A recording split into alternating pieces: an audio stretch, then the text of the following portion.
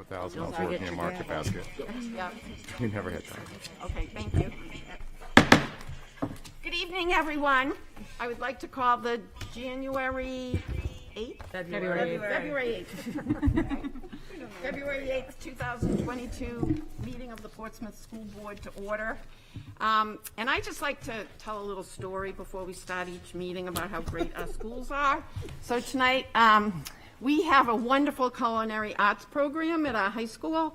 And on Friday nights, you can order dinner from the culinary arts department, and the students cook it, and you pick it up at the high school, and it's yummy, yummy, delicious. Well, this week, their menu is what they're calling a Super Bowl menu. You can get bacon and cheddar potato skins with sour cream. You could get smoky southwestern dip with house tortillas, or buffalo chicken dip with chicken wings. Ooh. And then cookies for dessert. So I just thought that was unique, that was different, and they're a creative group of students as well as being wonderful chefs. So I just like to tell a little story about our schools and how great they are. So Nancy, you order that through their website on Yes. VHS's website? Yep, you can order it on the Well, website. you can be If on anybody- you can be on their list and they'll send it to you. Yes, if you get on the email list, they'll send you the emails, but for the new board members especially that might not know that. Okay. Roll call vote. Okay, we have a roll call vote. Our superintendent will do that for us. Sure. Liz Barrett, Here. Pip Clues, Here. Lisa Rappaport, Here. Ann Walker, Here. Margot Peabody, Here. Nancy Clayberg, Here. Hope Van Epps, Here. Brian French, here, Carrie Nolte, Here. Kimberly McGlinchey, Here. Nick Dolan. Here. Okay, can we all stand for the Pledge of Allegiance? I pledge allegiance to the flag of the United States of America and to the republic for which it stands, one nation, under God, indivisible, with liberty and justice for all. Okay, we will begin with acceptance of minutes. First of all, the January 24th board retreat. Do I have a motion to accept those minutes? Move to approve. Second. All in favor? Aye. Do we have a motion to approve the January 25th regular meeting minutes? Do we have a motion? Second. All in favor? Aye. And then do we have a motion to approve the February 1st budget workshop session minutes? Motion to approve? Second. Second. Hope? All in favor Aye. Roll call vote. You need a roll call vote for for that one? roll. No? No, unless we have remote people. Everybody's present. so we don't have to- You're right. We're all finally here together. Okay. Okay, the next item on the agenda is public comment. Do we have anyone that would like to speak before our board? Do we have anybody on Zoom, George? We do. So raise your hand if you're in our Zoom audience and would like to address the board. Please state your address, and you have 3 minutes. So I think first I have Kaja. Second. Excuse yourself and do public. Go ahead. You can do that.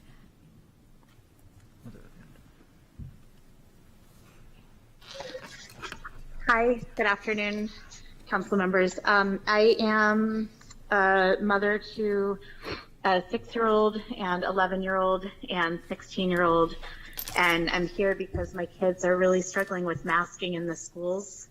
I wanted to make it known that we're really hoping that that requirement is going to be lifted. It's affecting their day. The little ones are crying on their way to school in the morning saying they don't want to have to do it anymore. They know a lot of their friends in area schools are not doing it anymore. That's all. Thank you. What was her? I'm sorry. What was her name and address? Her name? How did you My name repeat- is Khadija Sise, and my address is 61 Osprey Drive in Portsmouth. My kids go to Little Harbor and the high school. Thank Thank you. Do we have another speaker? Yes, we do. Shelley Saunders. Shelley, state your name and address, please. Looks like she's not in yet. There she goes. Oh, Okay, hello everyone. My name is Shelley Saunders and I live at 15 Oak Street. I am a mom to a first grader and a ninth grader in Portsmouth. I speak to urge this board to make a motion to end mask mandates in Portsmouth schools and recommend masks be optional tonight. Firstly, I want to talk about an article that I read from the World Health Organization, the WHO. They firmly counsel against masking during physical activities, including running, jumping, playing on playgrounds, so as not to compromise breathing. Currently, our kids are masked during gym class, at some sporting events, and now 3 times that I've picked my 7-year-old up at her aftercare program at New Franklin, she has been masked while playing outside. When I told her that she does not have to keep her mask on outside, she says, well, the teacher didn't say so. These are babies. These kids in grades K through 2 are such rule followers like my daughter, and now have become so brainwashed and conditioned to be compliant with these ridiculous mask mandates. I fear we are doing much more harm than any good. This truly hurts my heart. So, does the risk outweigh the benefits of masking kids for 7 hours a day?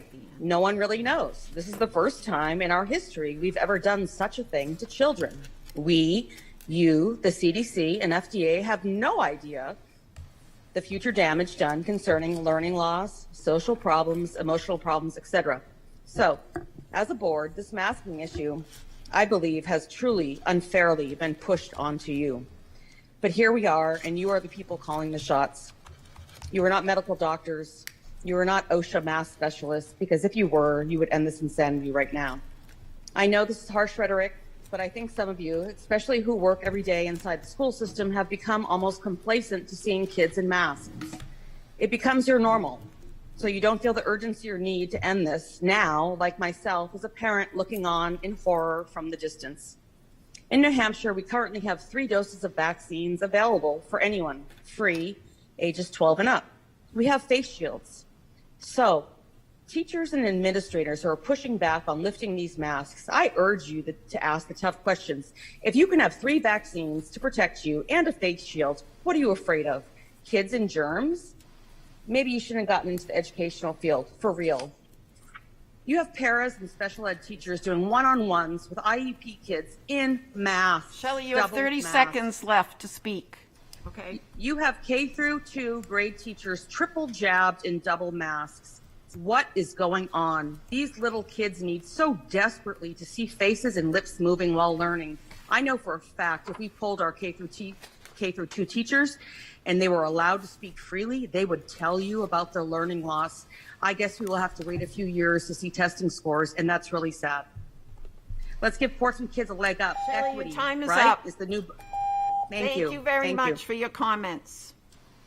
Thank Anyone else from the Zoom audience want to raise their virtual hand and speak to the board? Going once, going twice. The public comment session is closed. Thank you, everyone, for your comments. Now we move on to special presentations, and the first item is school safety. And I will let Steve introduce the people that are going to talk about that. Yeah, so at the board's request, we've brought a presentation together around school safety, and what you'll hear is some general background on some of the considerations we certainly keep in front of us whenever we talk about school safety, some of our planning, as well as if there ever does become a threat, that we become aware of exactly what the process is to investigate and deal with that. So Sean Donovan, one of our assistant principals at the high school, who really chairs a lot of the work at the high school around the safety team, is here. We've worked with our police department as well. We have a great relationship with the police department. And I've worked with Captain John Parachi to also talk around some of the sides with the police and all of these things. As you know, we have SROs at both our middle school and high school who are deeply involved. So I'll turn it over to Sean. Good evening.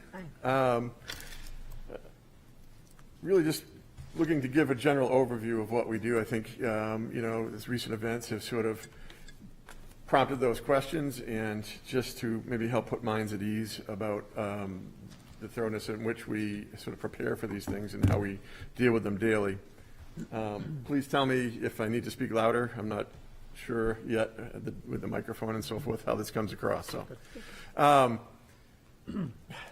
on a daily basis, when we become aware of an issue, let me even back up before that. we're not waiting for things to happen. We're not waiting for someone to come to us and say we have a concern about this. We appreciate always when those things come in. We encourage people, whether it be students, parents, the community, anybody, to let us know what's going on. It's easy to think, well, they're at school all day and they know everything that's going on with the kids, and oftentimes nature of working at, especially at the high school with teenagers, is that they try to keep things from us. So it is very helpful when we hear information from anybody. But one of the things that we do sort of proactively is we meet once a week with what we call our care team, where any student name, any concern in the building really can be brought up, and it's a group of sort of cross-cut across the building from counselors, nurses, our school resource officer, people, our psychologists, and we meet and sort of go through what the concerns might be, whether that comes from a teacher, an administrator, a parent, the student themselves, and we start troubleshooting whatever, on a weekly basis. And that sort of translates into a plan each time for that student, a next step, whether that be looking at, a referral to special education or referral to a counselor, meeting with a parent.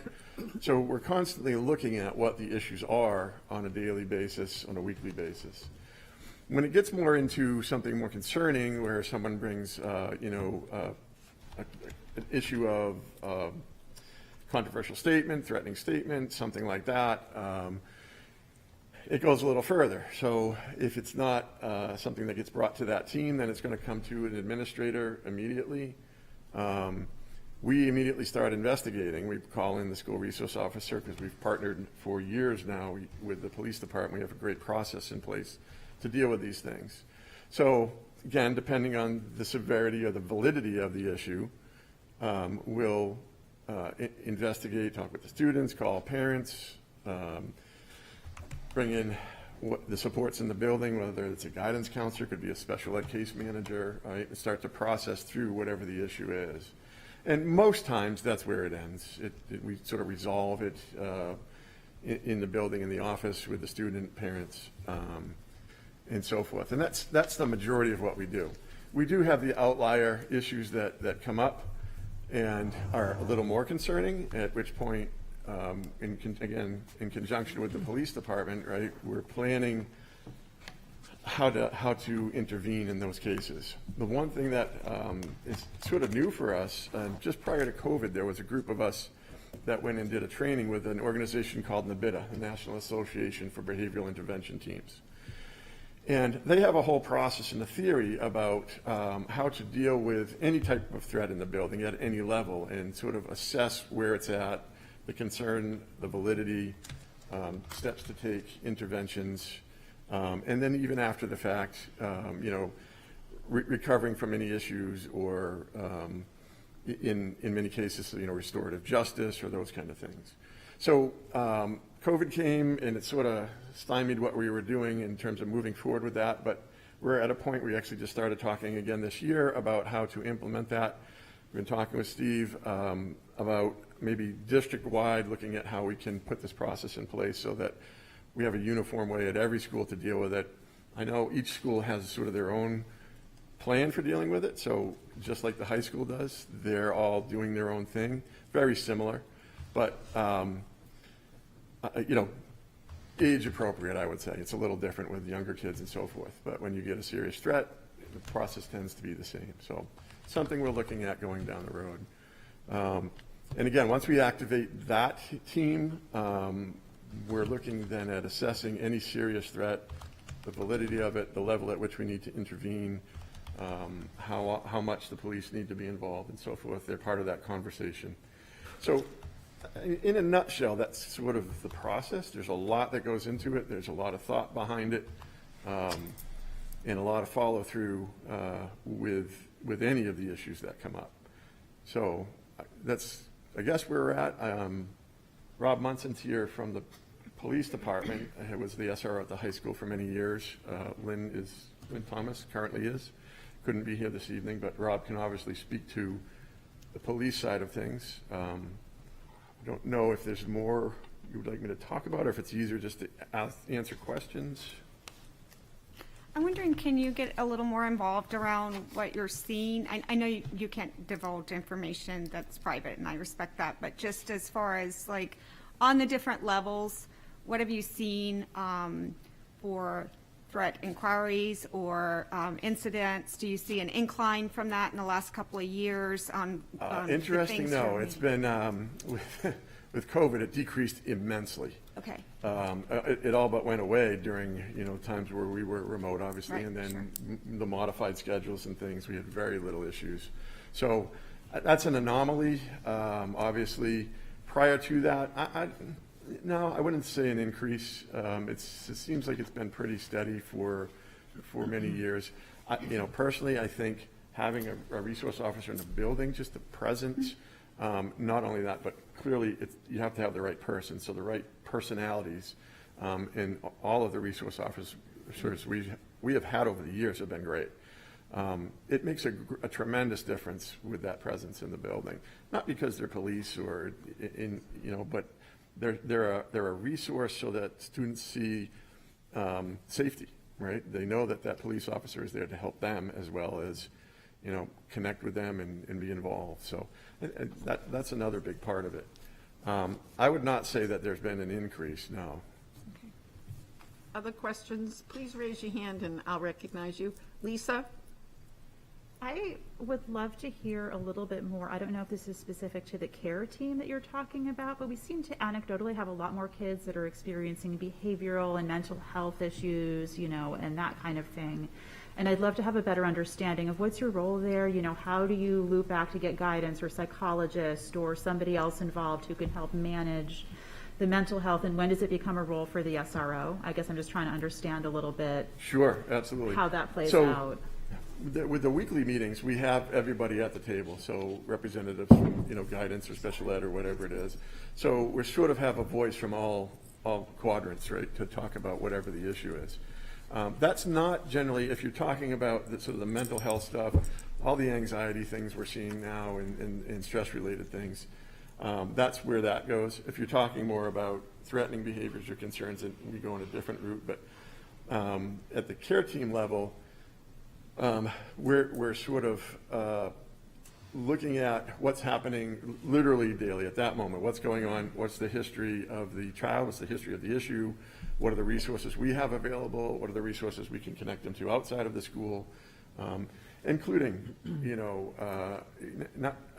might be, in that case, it would be the school resource officer as a person to sit with and talk with and get some mentorship from and that kind of stuff. So it's not really, again, the official sort of threatening side of things that activates the police.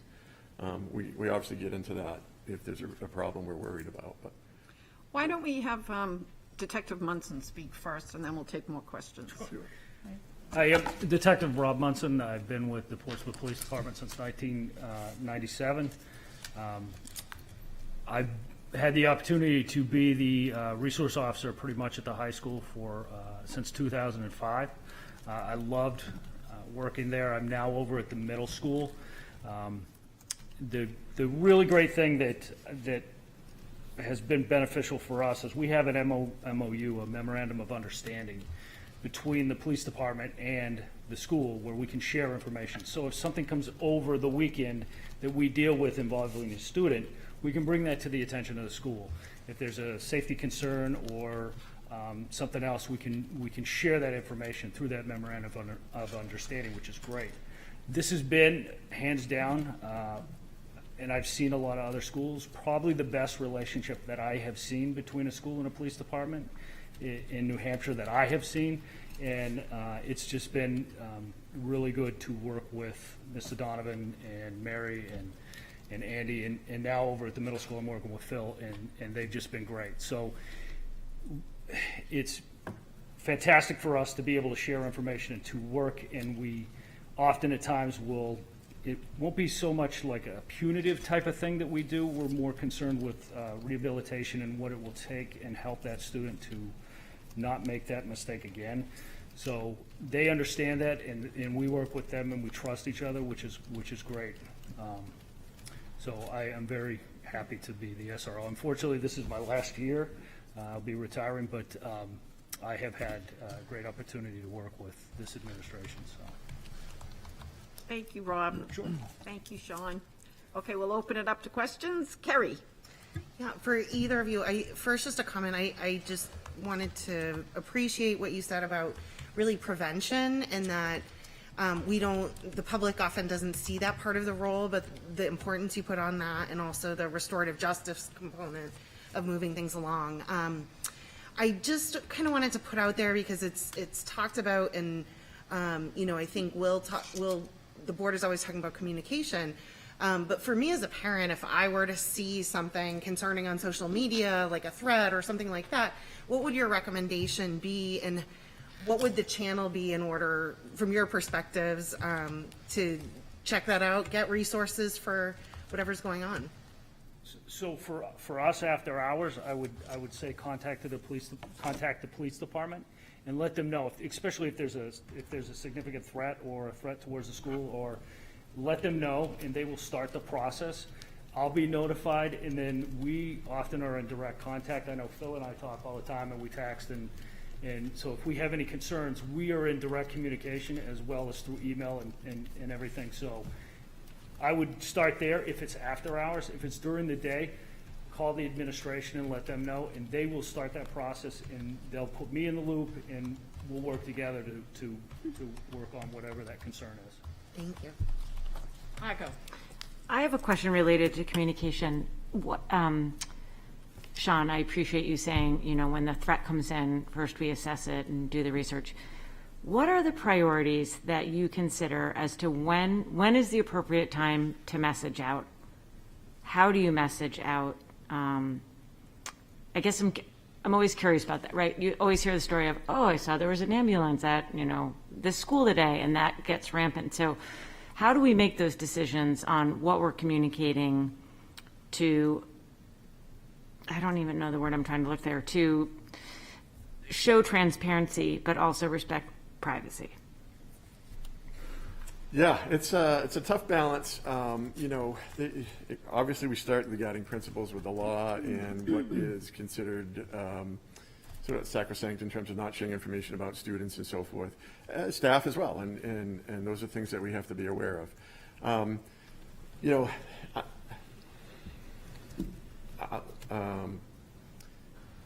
Recently had an ambulance come to the school. Had nothing to do with students. Medical concern, so forth. So for us, that was sort of the end of it. But people who might see that are going to say, hey, what was that?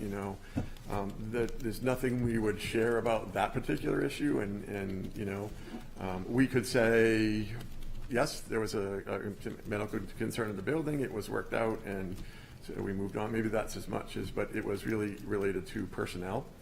And so it gets a little difficult at times to sort of be able to convey everything we'd like to. But I think your question was maybe more aimed at what is the decision process there and how we do that. Yeah, what's that fulcrum of, we know there's a world of social spinning here. We know there's facts spinning here, and there's anxiety on both sides. And how do we as a district effectively manage that push-pull? Right. And what are those decision makes?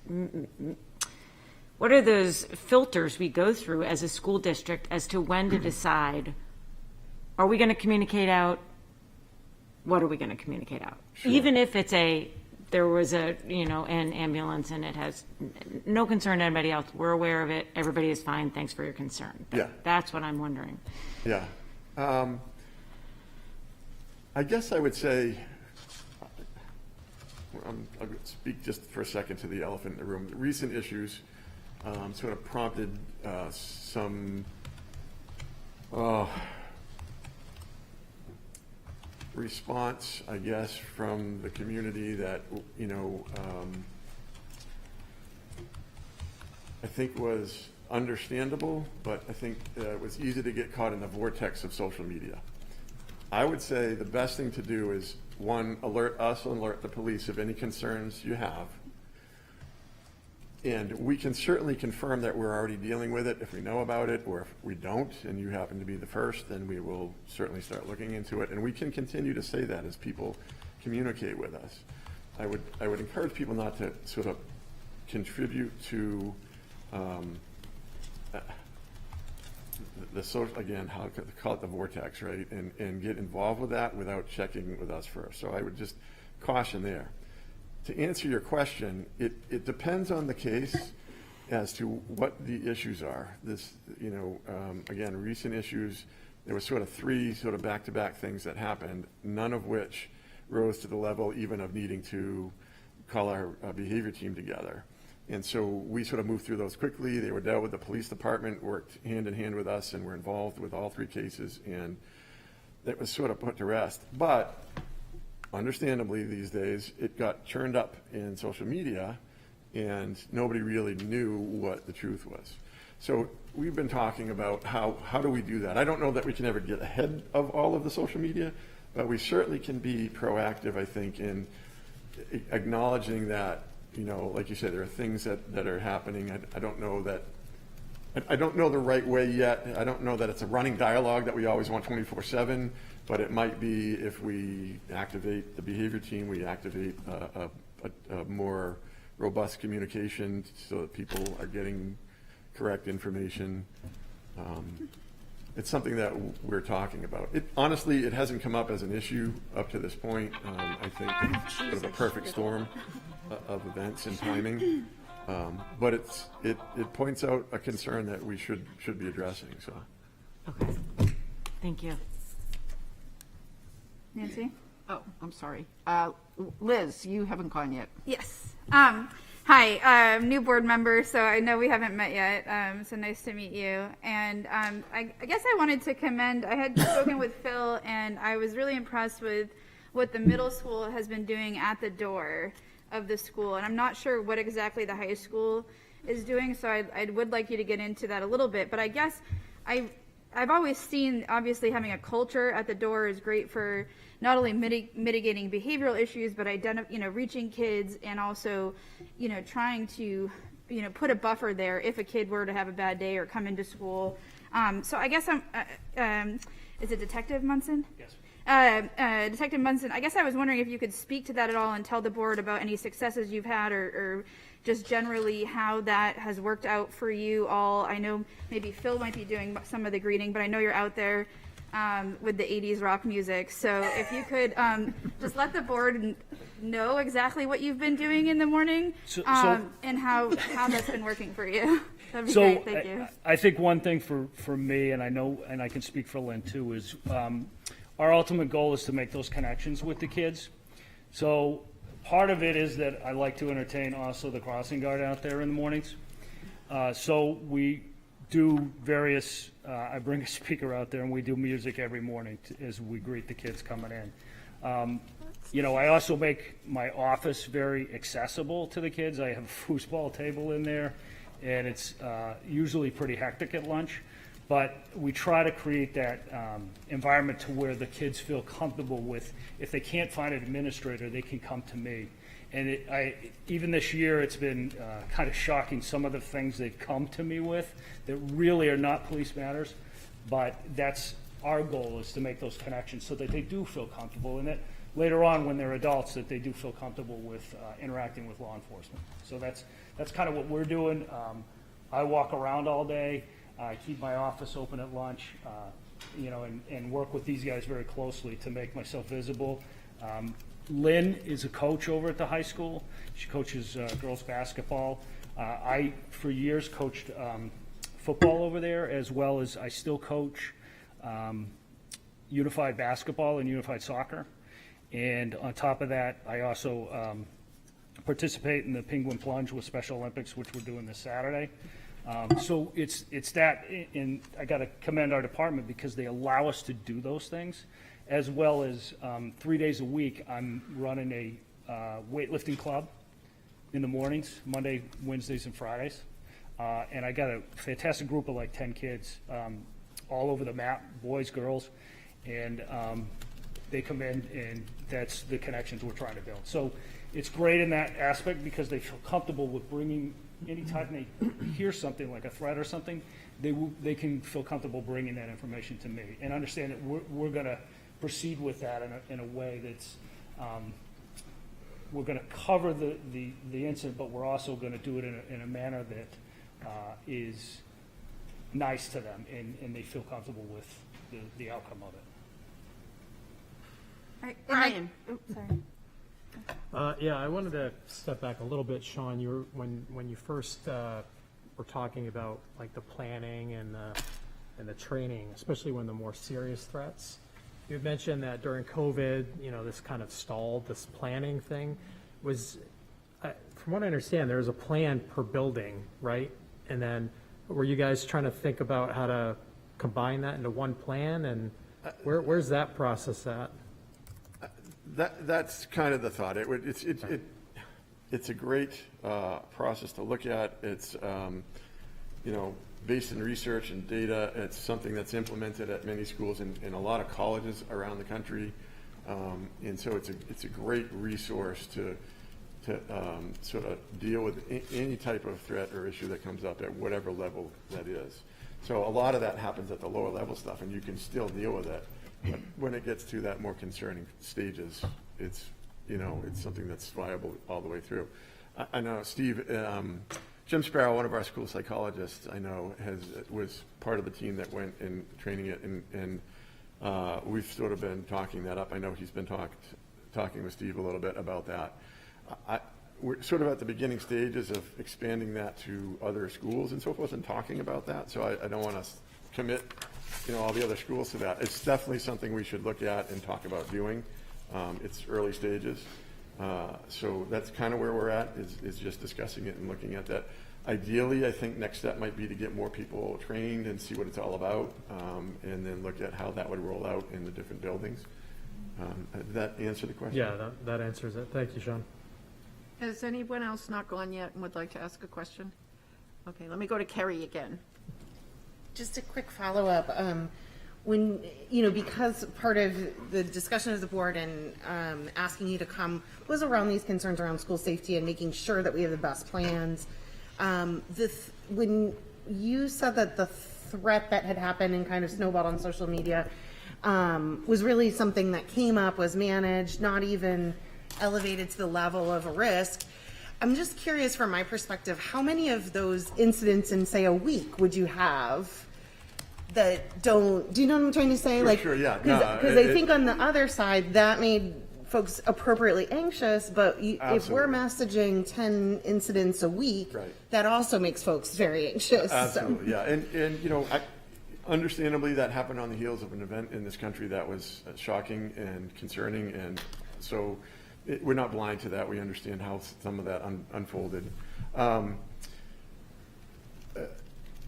It's not measured in weeks. It's not once a week kind of thing. It's probably not months. It's a couple times a year we get to that point with things that it's usually rumors. It's usually blown up. It's usually exploded. How often do we get a serious threat that is going to activate the team and go further and maybe come to Steve or something like that? Once a year is pushing it. In a bad year, maybe 2 or 3. If it's really things are falling apart at different points. Yeah, it's not measured in weeks or numbers per week. Mm-hmm. Liz.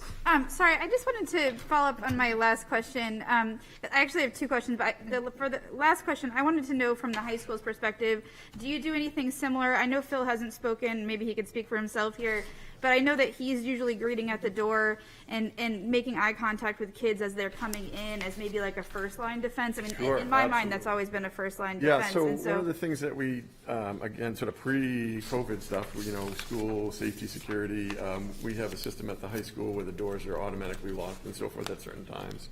So we only activate 3 main entrances, the main entrance, the auditorium entrance, and the cafeteria. And we have administrators there every morning, greeting kids, saying good morning, getting a look at them, saying hi, handing out masks is a big thing, right? Because they know we have them, so they don't bother to bring them, so we're giving those out every day. And that happens every morning. So at the entrances that we're using primarily for kids to access, we're there every day greeting and looking and seeing. And Okay.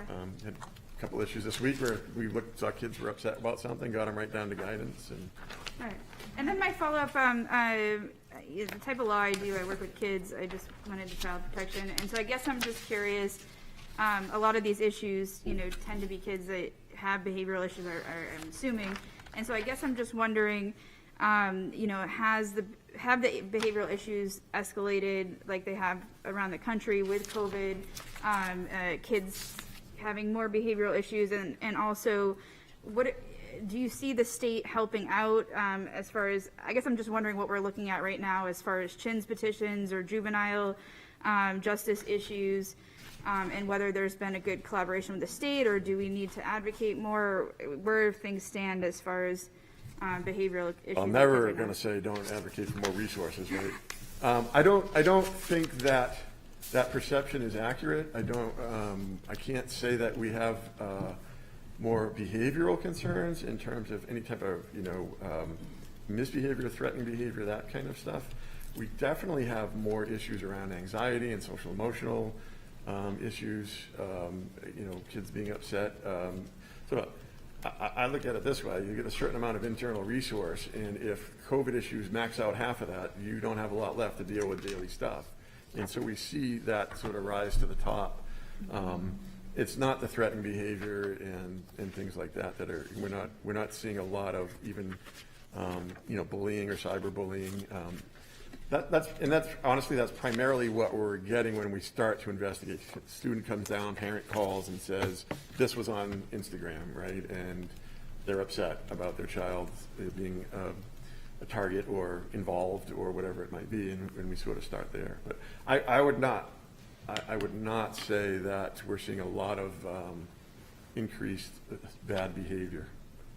Do you think there's a reason, like, that the behaviors are limited, or, you know, something that you've implemented or anything that? You know, would I'd love contribute? to say, I do believe this, that it's, you know, the environment we have. I think we've, over the years, done surveys with students and just sort of checking in and, you know, our school safety surveys, and, you know, students are overwhelmingly identifying that they have somebody in the building, that they, at least one adult that they can go to and talk to and feel comfortable seeking out.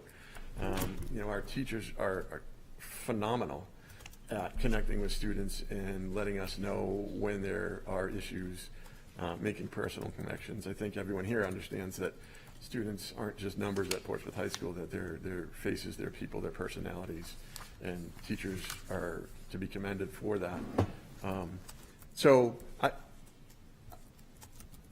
we definitely have a concern about the stress that COVID brings and how that is playing out with students and the issues that surface. I think, you know, we'd be more concerned, I guess, with issues of depression or self-harm or those kind of things right now than we would with any kind of threats or overt, you know, physical aggression or anything like that. Thank you. Hope. Sean, thank you for being here, and Officer Donovan. It's been a long wait for me to hear from school safety, so I really appreciate your time tonight. I love what you're doing proactively with the team that you're talking about, and I love that you're talking about the care team of rolling out something district-wide, because it does seem like there's a very siloed approach.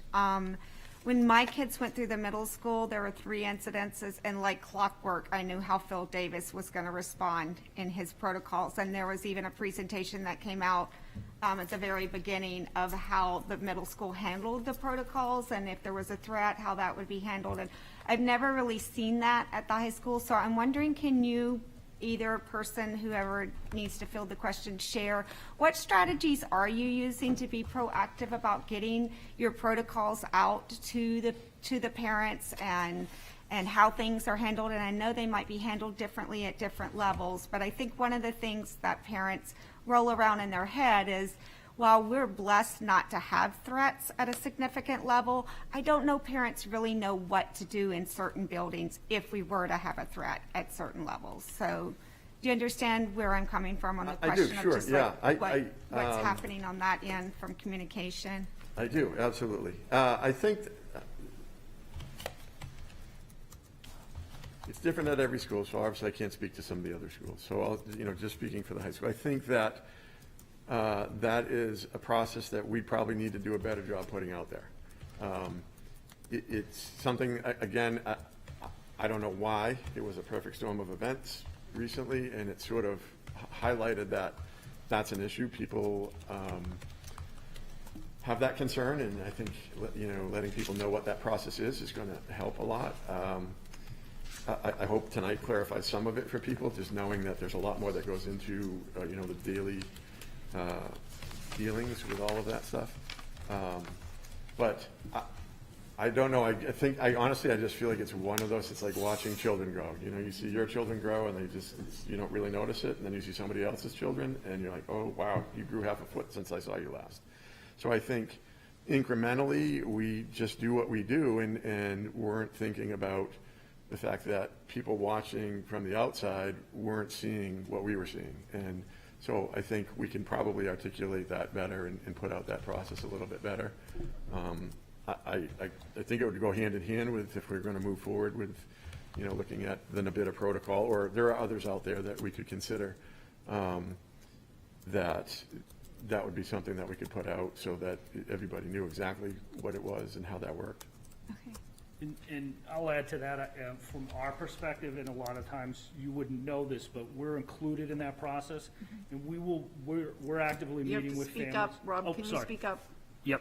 So we're actively meeting with families, and warranting out that threat as well. So we will go to residents and we'll meet with families and we will vet that threat out. And that's a lot of times something that people don't know, that we're included in that process, and that's what we're doing. So in each of those cases, we were vetting out every one of those. And actually, I was brought in from the middle school to assist in that because there were a couple involved in that. So I met with some of the families that I was familiar with, that I had a relationship with, which was great, because I was able to, you know, calm them and say, hey, listen, we've got to investigate this because this was said, and whatever, you know, and we were able to vet that out and work with those families, which was good. So that's a lot of stuff behind the scenes that people wouldn't know that we're doing, that we are doing. So from those incidents, have you since identified areas that you can improve upon, that you're working on strategies to employ moving forward, like protocols that you would shift or change to improve communication? And do you see if you can roll out this care team across the district, that would be kind of district-wide protocols that each building would follow for, you know, doing a presentation? Because I understand you're talking about the silo of this event. I'm talking about the grand scheme of the whole picture, right? Yeah. Of if I'm a new parent coming into a district with a new student, how do I learn about the safety protocols of this district and how that rolls out for my child? So I'm going to lean on Steve just a little bit here, because I Okay. haven't talked. This is, again, it's something that a group of us at the high school went and did and thought this is worth pursuing. Okay, that's fair. And here we are. You know, if we could erase COVID, we probably would be further down that road. So I don't want to speak for other schools or where they're at or what they're doing. But I guess to answer your question, having done the training, having now used it, having worked the protocols, I think it's a tremendous way to go. I think it would make sense for all the schools to look at. And it's a very easy process to follow, and yet it's very detailed and thorough. And it's essentially, there's been a lot of people out there creating this, and they've thought about all of the aspects, and they sort of hand you this package to say, here, you could do this, and it walks you through everything that you need to do or know or talk about. And so can we improve there? Yes. Is that something that we should be looking at? I think it is, and we're talking about that. Again, it's early stages, and it's, you know, it's a big implementation, so it's not something that happens really quickly, but it's also not a difficult thing, so. Thank you. Okay, I have a couple of questions. Sorry, I had one more, Nancy. Okay. Maybe this is a Steve question, but is there a part in our budget about SRO? And I thought maybe, was there a budget thing about the SRO and something changing with whatever we're doing with the police? I don't know if that's something we should address now, or any budget implications or needs or anything? There's no change in your budget in terms of the SRO contribution. We share costs with the police department around our SROs. Okay, and then do we know who's going to be our future SRO, and who's the SRO at the high school now? Is it still Officer Paraki? No. I'll touch upon that real fast. Okay. So I'm John Paraki, I'm a captain in the investigative division. So Rob, as he said, take the months, and he's been school resource officer since 2005. So he's going to be very tough shoes to fill. Good luck. So we've already started the process of discussing, replacement for him. So our goal would be to start our promotional process within the next month or two. Interviews, that'll entail several interviews, because we want to make sure the right candidate is in that position. And our goal is to have them shadow Detective Munson at least 2 to 3 weeks. That way, when the new school year starts, they're ready to start and get running from day one. And the other thing, the timing is actually really good with this because a lot of the training for school resource officers is over the summertime. So not only will they shadow and learn from Detective Munson, but they're going to attend trainings over the summer. So, we hope to have an answer in a couple months on that, but we're definitely going to have a transition period so it's a smooth, start to the school year next year. Who is at the high school? Lynn Thomas. Okay. She's not going anywhere. She's staying there. Okay. So this is for the middle school. And she's not here tonight because they've got a playoff game, so she's coaching tonight. Oh, great. Okay, thank you. I just have a question I ask it every year. Can you comment about drugs, alcohol, and vaping at the high school? Oh, yes. I can. I don't, it hasn't been a significant issue. I'm not going to tell you it doesn't exist. It does. It does at every high school in the country. It hasn't been a huge issue. Silver lining, COVID has dealt with a lot of that stuff for us. Back in school now, back this year, certainly seeing, some of those things pop again. I would say vaping is the biggest one. It's popular right now. It still is. It has definitely already waned from, 5 years ago when it really sort of hit and took with the age group. But it's not gone by any means. We see a number of those things happening. Again, not measured in times per week per se, but it's definitely not gone. The drugs and alcohol, as usual, minimal incidents each year with that. And again, I have to commend our staff for that. I think that students have a clear understanding that they feel respected when they come in, and therefore they're very respectful about those things. And for the most part, they aren't going to bring those things, aren't going to do those things at school or on the property or those kind of things. So it helps to have that in place. And again, having a school resource officer in the building makes a world of difference. I remember once talking to Detective Munson, and you mentioned that many times the tips you get are from students that have confidence in you and trust you, and so someone will come into your office and tell you whatever, and then you can act on it. So I never forgot when you told me that. That's kind of interesting that students will have the confidence to speak to a police officer or an assistant principal or, someone in the building. Like you said, they all have an adult they can connect with. So I think that's reassuring to hear that. And the other thing too is we work with the school. We don't typically arrest anybody there at the school. We don't do that. We, again, for us, it's about rehabilitation versus punitive. So that's our focus, and I think the kids understand that we're not out to get them, which is a good thing, and it's all about building that rapport with them, which is what we try to do. Okay. Oh, one last question, Lisa. So I so appreciate all of the emphasis you put on really putting the time in with the kids. I've definitely been outside the middle school and seen the show in the morning, and the kids really respect that and enjoy that a lot. I wonder if you can speak at all to elementary, because there certainly is a lot of, different needs at that age level, and it's an opportunity potentially to give kids those first early exposures to you so that they're not looking at it as this is something to be scared of or this is something that only happens when you're in trouble. And I just wondered if there's anything you're doing at the elementary level to kind of foster those relationships. Unfortunately, we're not. We had an SRO that was specifically for the elementary schools, and due to budgetary issues, we removed that position, which I think, to be honest with you, is unfortunate. I do have a connection with the principals at some of the elementary schools, and one in particular right now, I have an active involvement with a young boy at New Franklin, and I go and visit him once a week. And so I wish we could do that every day.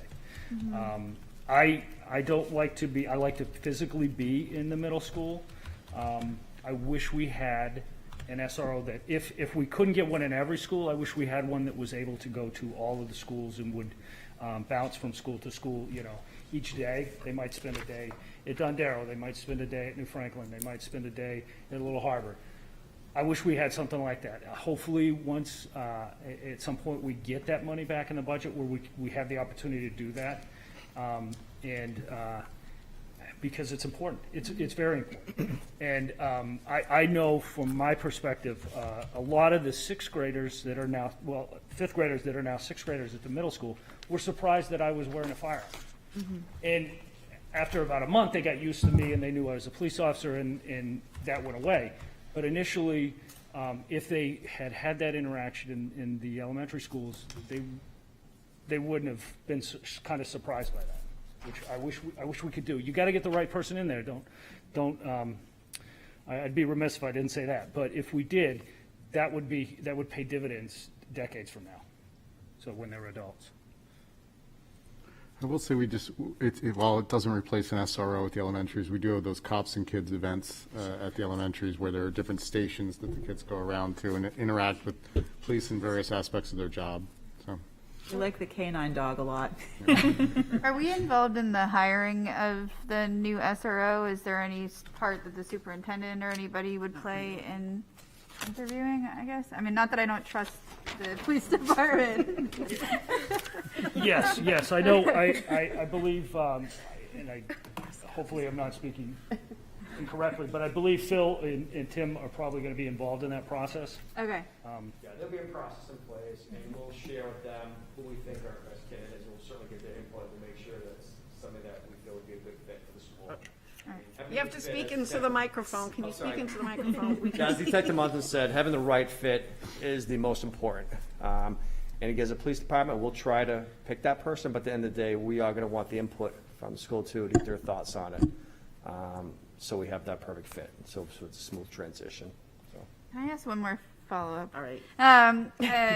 Okay, from a constitutional perspective, I mean, has there been any sort of issues? I mean, is there a certain, I guess there probably is a protocol, but I'd be curious, you know, if my kid got pulled into the office or something, at what point would you notify the parents? I mean, I know, you know, constitutionally there's less rights within the school, but I guess I'm just wondering if we've run into any issues at all. We have not, no. The years? simple answer is we contact parents as soon as we can.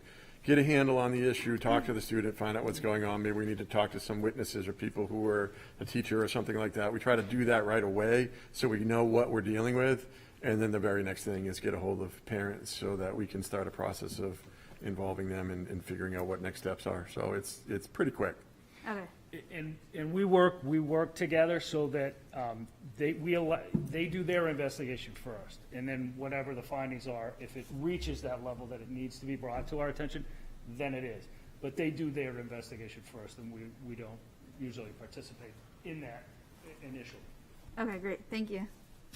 Okay, well, thank you very much. And Detective Munson, good luck on Saturday when at 10:30 in the morning, you and a group of high school students are jumping into the Atlantic Ocean at Wallace Sands Beach. So if anyone's not doing anything, how many students do you have? You have quite a few, don't you? I think we around 20-something. Wow. We were supposed to keep the numbers right around there because there's a procedure for, we would have had to gone before the board, and so we had to keep it kind of small, unfortunately. So, but we're looking forward to that, and it looks like it's going to be about 50, which is going to be nice because we've had it in the past where it's been about 5 degrees, so that's pretty miserable.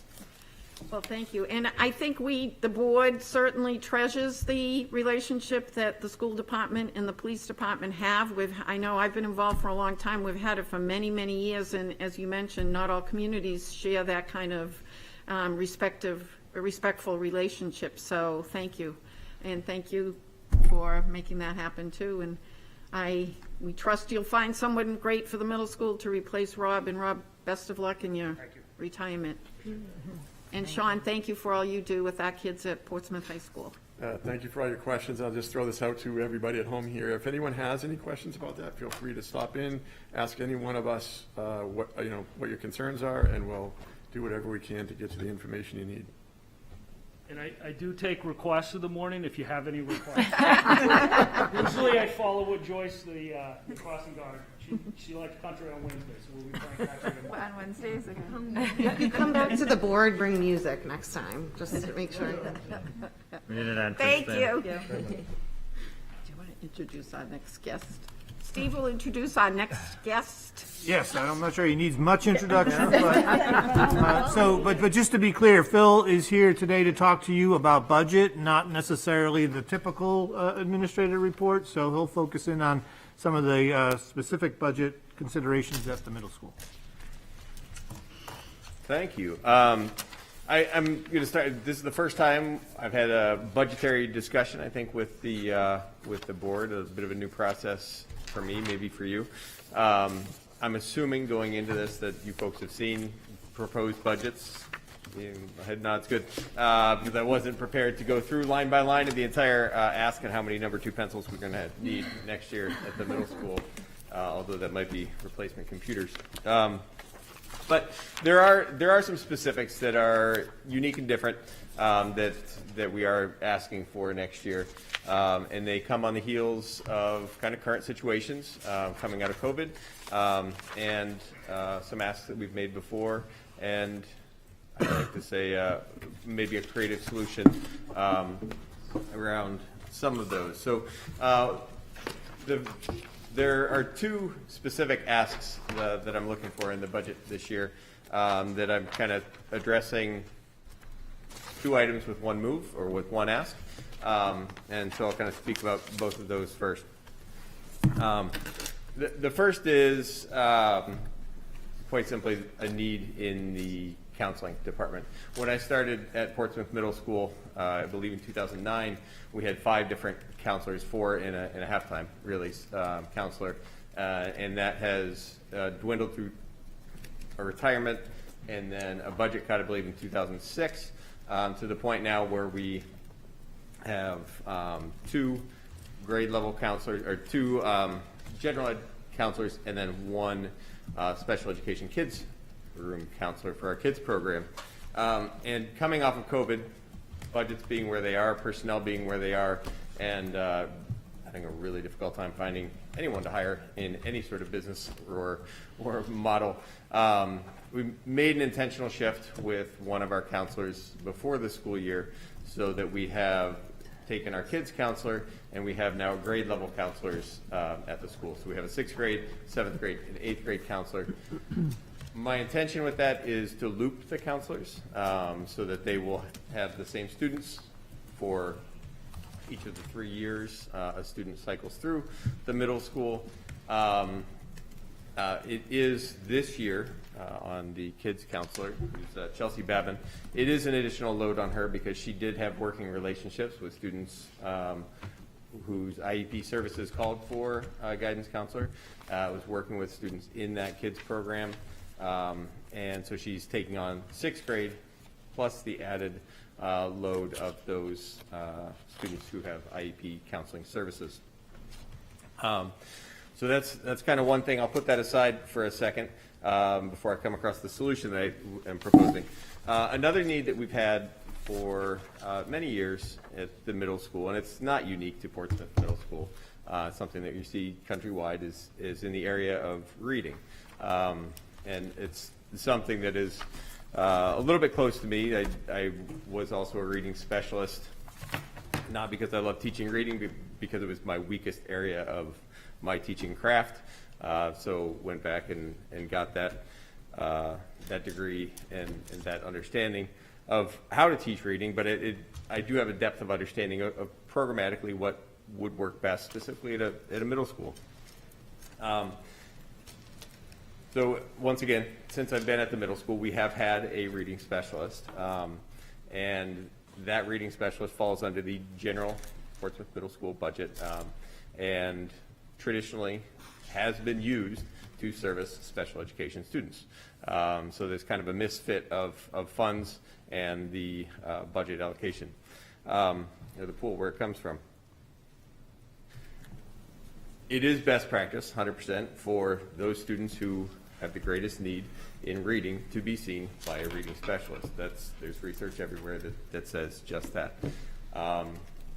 However, we also know that capturing students who are slightly below grade level and offering them reading services to get them back up to reading level will prevent some potentially an IEP moving in 8th grade or going into 9th grade, which is not necessarily when you want to be putting a student on an IEP and starting services.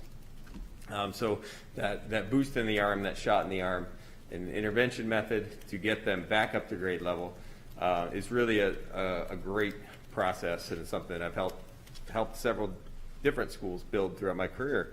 So using our current resources, Nathan Goding, who is our current reading specialist, we have weaned him back from doing too many services for our students on IEP and have built up our interventions. So he is now seeing 59 non-IEP students and teaching them the skills they need in a 9-week class, hopefully, and then kind of a test in, monitor, and then to get them back up to grade level and back out. It's an additional course, not a pull-out from their English course or anything like that, but a shot in the arm to get them the skills, the practice, and then back to grade level and out of the program. And for most of those students, that does work to move them on. We also have currently 53 students who receive IEP reading services. Typically, in an IEP, it's going to say that needs to be from a special education teacher as the way it's going to be written into an IEP. Obviously, a reading specialist can fulfill that need. We have 2 grade level case managers at each grade. One typically does the math work with, say, the 6th graders or the 7th graders or the 8th graders. The other works on reading and writing pieces for the 6th grade, 7th grade, or 8th graders. And so they're meeting most of those needs. Also, currently, we've got 6 of those students who need one-to-one reading services. And you can look at a number and say, okay, well, 53 students, typical classroom size, 18 students at the middle school. That's great. That's only a couple classes, but that's really not the reality of somebody that needs a reading intervention or focused work. You're gonna group those students maybe in groups of 3. You're gonna have them at a similar level. You're gonna have very small, intensive and purposeful work with them to actually make real gains. So we do have a need for an additional reading specialist. So what my proposal is that we take the guidance counselor piece that I spoke of first, take the position of the kids counselor, which is currently sitting in a special education budget, move that over to the general school budget, which there is, as the gentleman before me spoke, certainly a social emotional need that we're seeing coming off of COVID. There is more anxiety. We have seen an increase in suicidal ideation. We've increased programming that our guidance folks are working through at grade level, trying to really build that up so that we're meeting all students' needs. But if we're able to take that full-time position, set it over here, so we've got now an opening in our special ed budget. My idea would be then we use that special ed budget to, or opening to hire a reading specialist.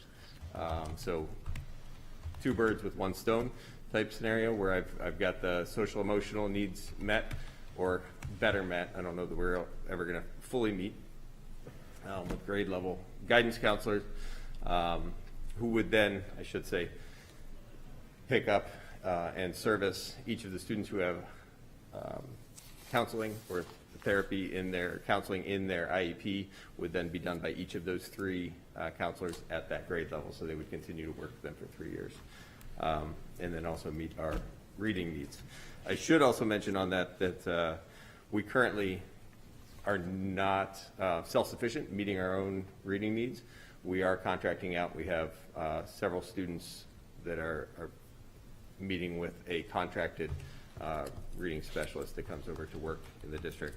That costs roughly $4,000 a month currently for this outside provider to come in. So, we're bleeding money a little bit in that direction anyhow. So before I go to other directions, I think it makes more sense maybe to ask if there's any questions along that shift and that proposal. Liz? Maybe we need some clarity from Nathan or Steve on this one. So I just want to be clear that I know what's going on. So from the special education budget, which I don't have my tabby here, but the special education budget, we're taking a special ed counselor, moving that counselor into a sixth grade or grade position as a counselor at the middle school. And then that frees up one space, but then we're also adding in this 0.44, or are they already half-time right now and we're bumping them up? No, But so the net right now is that you're picking up, in Phil's budget, you're picking up a guidance counselor position. And that's what you'll see in your notes, and that's what you'll see in your budget. So he's talking about faces and names because of the people and the roles that they're going to serve. But budgetarily, you're adding in his guidance line a full-time equivalent position. So it's, that .44 is in a different building, not related to this conversation. Okay, so the 0.44 for a reading teacher is not for the middle school? That's not about this, that's it on Darrow. Okay, and so I just want to be clear though, so as far as this reading position, you're saying that we're adding a counselor position, we still have a special ed position, and that special ed position would now be able to focus more on reading, or we would be Right. hiring for that position and looking for somebody that has some sort of reading specialty for that It position? would be somebody with a reading background Okay. to service students. And that position comes, as Nathan says, the effect on your operating budget is the guidance position. The Yep. budget that the reading or the special ed was in was 207, and so that doesn't fall into your budget, but that's, Phil is saying that's where we're gonna fill in that budget. Okay, I just. Hope. So I have a question, but I have a question for you. So I see on here PMS has the guidance position and PMS has the math tutor position, but then we don't have a reading, and that's because that's already built in for basically just a replacement of transition. Okay. So Phil, to the information you just covered, you said there was 53 IEP reading services for reading IEP. 53 students currently with reading IEPs. goals in their IEP. Okay. And there's 59, I believe I said, students who do not have an IEP, who are taking reading. Okay, and can you give a little bit of a breakdown by grade level, what that looks like, and what trends you might be seeing in regards to reading or any other areas in the middle school that you just discussed? Yeah, I don't have it broken down by grade, but Okay. but I will say that it's not a large bump in any one grade. grade. So Okay, it's not there's like we not a have a gap. tremendous need in sixth grade. It's pretty well split. I don't. So what was this? And I was just wondering, just in regards to anything else that you had just spoken about, if you're seeing any particular trends, not necessarily just this year, but just within the. I don't know that we're seeing any trends. I think what's happened is we are taking a harder look and a closer look. We use STAR testing 3 times a year to get data points for all students, and we've reworked our intervention strategies so that we have these 9-week classes, very intentional steps and prior to that had reworked our special education services so there was a reading specific, literacy specific person and a math specific person. And so in doing so, it kind of started to highlight we have a lot of regular education students who have slight reading issues. And so to not address that would be wrong. And just one more question. I know that you guys were doing a high focus on math, of like piloting a math enrichment programs when my kids were there, and then you've got math tutoring in here. And so I'm just wondering, are you seeing, maybe my kids are old enough that they've been gone long enough, are you seeing a positive outcome from those interventions in math, or are you still seeing it's kind of plateaued and for improvements of the math grade? I think it's really hard to tell the last couple of years. Yeah, to be I honest. understand. What our That's data fair. is and What's normal anymore, particularly right? given state testing as it was last year, it was kind of a mandated thing that we're off a year that in my opinion, we shouldn't have necessarily Yeah. tested and had to show that data because it was a messy year. It's not comparable to any other data before that. I can speak anecdotally That'd be to the great. math program and maybe kind of shift there because that is another current position that we have and we're asking to be sustained. And so we do have a math coach position that we've had for several years, and that is Chrissy Quessel, who teaches a Math Works class, which again is a class for students that come in and they are maybe slightly behind in math, so it's a shot in the arm class again, so they're taking their regular math class. It could be some identified students, but it's mostly non-identified students as far as IEPs. Typically not students with IEPs in those classes. And again, a 9-week class with MathWorks. It's a class that's fantastic. Both Nathan Goding and Mrs. Quessel's classes, having the right person in the right program in the right spot is huge because you're talking about middle school students, number one, and then you're talking about somebody who's not maybe as proficient or at grade level, so they have a weakness in a certain area, and then you're saying, guess what, we're going to do this twice in a day now, and we have kids that really enjoy those classes, which is a true testament to the teacher and the environment that they're creating in there. We have kids that are asking to stay in MathWorks all year long or coming and say, hey, can I add that math class to my schedule? And that's just kind of unheard of in middle schools to have kids asking for that additional painful class, painful for them because they're not successful in it still. So this year we added, looking at COVID and imagining, I had we had kids who were out for almost a month on quarantine. We had students who were not checking in regularly, who were remote. We had people that missed a whole unit of study. And while that might be okay, no offense, I'll use social studies because I used to teach that as well. It might be okay in a social studies class to miss this whole unit of study, but if you're missing, solving some sort of equation in math class, well, that spirals and that goes on, and now you've missed that. So we have a math tutor position now, where if a student is struggling in a specific or unit or missing a skill, they can, in several different ways, we can text our math tutor and they can go if he's available and the teacher can text him and they can go and work in his space. Sometimes it's a single day, sometimes it's 3 days, sometimes it's a full week. We have students that will go often to work with him just to take a test, an assessment. We're finding that kids, again, they're wanting this space, a quiet space to work. Very high energy, positive individual, Steve McManus, who's working in that role. And so we're seeing students who may be reluctant learners seeking out, can I go work with Mr. McManus on this? It's tricky though, because he's working across 3 grade levels. So he intentionally pushes into each teacher's class. So we have 6 different math teachers. He pushes into each of their classes, and what we've molded this position to be throughout the year is there are certain classes, and we've shifted some student schedules around, knowing that, hey, if he's in 4th period Miss Dickey's math class, there's some kids that he can work with every day in that class. So they're in regular education classes. They struggle a little bit with math.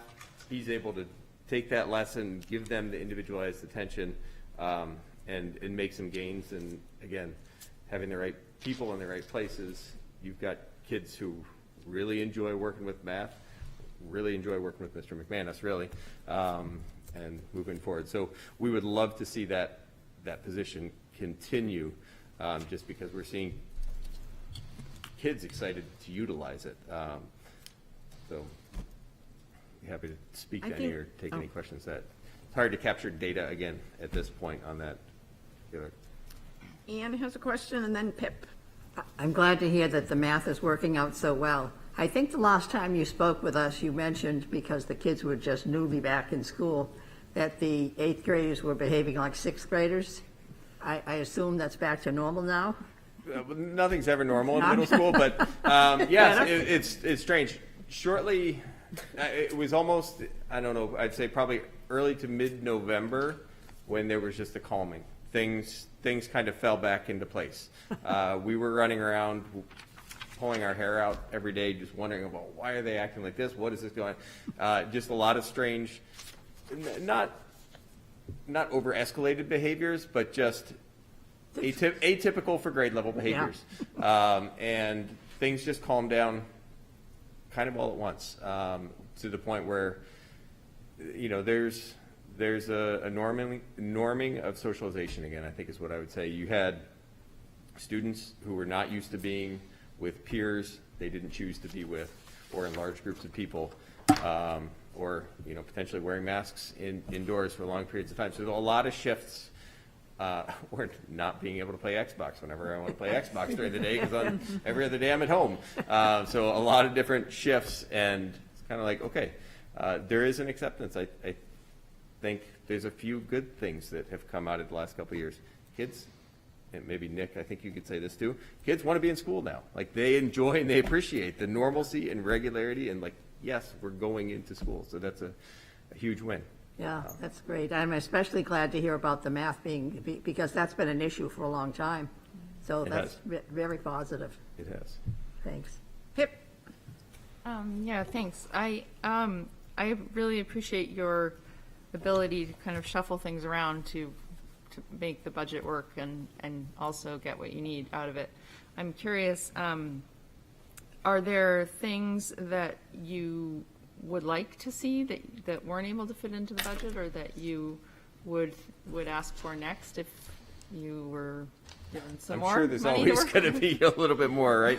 I guess the better way to ask it is there anything else that you do need that you're not? don't, right now, one step at a time, I don't have any other really unmet needs. I think the tricky things are usually around Jeanette Souther's budget and special education. When you have a student move in that needs a one-to-one, that needs specific programming that maybe you don't have currently, those things are hard to see coming and to program for, and it kind of creates a changing of momentum and gears for a lot of staffing all at once. And we've had a couple of those in the last couple of weeks.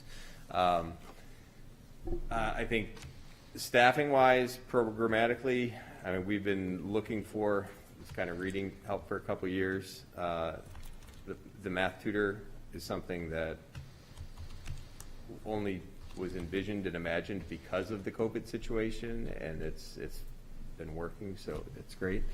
But I don't have any other grand visions at this time. I'm sure there will be coming. But you mentioned that that you're contracting for reading services right now. Yes. Is that because the need is higher than what we can accommodate? It is, and it's specific need. We have students who are coming in with IEPs that are very specific to not exactly program, but the language that's in the IEP. We don't have staffing with the skills to meet that, unless I were to take Nathan Goding and say, okay, you're going to work with this student one-to-one, but then that takes away, and now you have many other students who aren't getting reading services at all. Right. So we contract out. Are you hoping that this new reading specialist would be able to cover that need? Okay. Absolutely. It would eliminate that need. Great. Thanks. Lisa in Margot. I am curious about the counselor position. If you feel like, based on the amount of anxiety and suicidal ideation and just kind of other just mental health issues, do you feel like after that staff that you have enough capacity to really address or screen kids or meet them where they might need support during the school day, or do you think you'll still need more around that?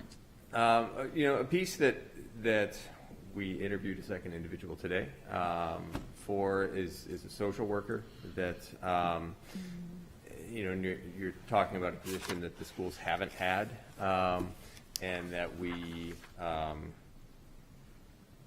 have said, okay, this is something that is probably needed, and so I believe we're using some ESSER funds to try to fund this currently. And the question has become, well, what does this position look like? And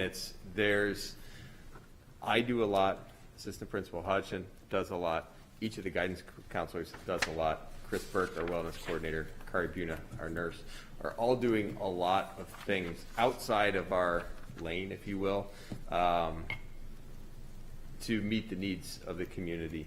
And so having someone in that role that can, coordinate the Opportunity Fund, can, meet just a lot of these extra things, help a family connect with Seacoast Mental Health. And so the social emotional needs are great. They really are. I do believe that having that additional counselor will help. Could we use 3 additional counselors? Probably. But that's not a very realistic ask. Margot. I just lost my train of thought. Sorry. I'm back at you. The intervention strategies for both math and reading, are we at capacity with those? And if we are, and we need more, how do we build that back out? Because I think it's a brilliant idea, and I think, we hear the term learning loss thrown around with COVID. You're going to see a group of kids coming up. How can we best address the need? It sounds like the 9-week courses are working. So, yeah, I guess I'd start with that. If we're at capacity, is there space for wanting more than that? So are we at capacity? Yes, kind of. But that's because we're building off of the needs that we see, right? So when we take those measures, those dipstick measures with the STAR test, and we say, okay, we know that this class has this many spots, which students are going to be best served to get into those spots. I don't think we have the need for an additional full math works class or a whole nother reading section. I think that would be, while that'd be really nice and we'd be operating with classes of 2 or 3, I don't think we have that great a need. And I guess I worked in many other districts that were budgetarily stingy, I guess I'd say, and so I'm used to not having, and so and that's an interesting position to be in as a teacher, where you're counting copies and never doing a project, being mindful and cognizant of what it's going to cost for families or the district. Really fortunate to not be there, but I guess that's kind of where my mindset always is, like, well, schools don't have a ton of money to do things, so how do you get things done with what you have?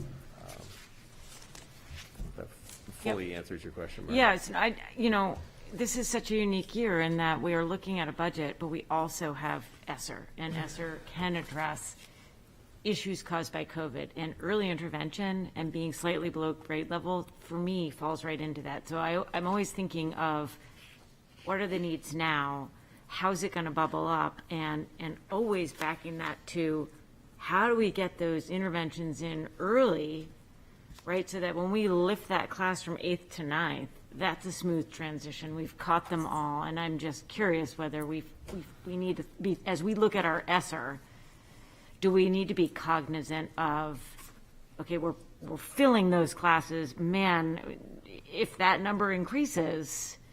So that I was thinking of it in that, so I got my answer. And I guess, I could go back and talk to my folks, and that wasn't a question I asked them. Do we need more? Do we need a third person or whatever? And what would our ideal be? But I can certainly ask that question, let you know. Yeah, I appreciate that. Thank you. Phil, did you have more you wanted to talk about? Why don't we? I think those are my really the primary areas. Okay. Yeah. Okay, so we will take more questions. Hope. So I have a follow-up kind of off of Margot's. When we think about, there's always the balance, right, of making up the gaps in middle school or catching them earlier with early intervention. So I'm wondering when and maybe you'll have to go back and ask this question, and I can appreciate that. But when we're seeing the math issues, or we're seeing the reading issues, are we seeing that they're just missing the foundation. I know a lot of research shows that, you know, if kids don't grasp their multiplication and their addition, right? Like, how can you build from that foundation, right? And so what you're seeing in middle school, is it informing us that we need to go back to really put early interventions in 4th and 5th grade? Are we really needing to go back further than that? I'm just wondering, where is the best early intervention catch nets? Sure, and I think it's tricky. It depends potentially on content. When you look at reading, again, an area that I'm more familiar with, there are certain disabilities that a student has that they're not just going to suddenly overcome because we overprogram reading and we put them in more reading classes and in a regular English class, and suddenly by the time they're in 8th grade, they're going to be at grade level and move on. They may legitimately always be slightly behind, and so it's not increasing that gap, but keeping them going at a pace that they can manage intellectually. But what we see, and I'm imagining, you know, most of you have children, as do I, and there's a reluctance by some to read, you know. Some kids love it, and they'll do it, and they'll do it to no end.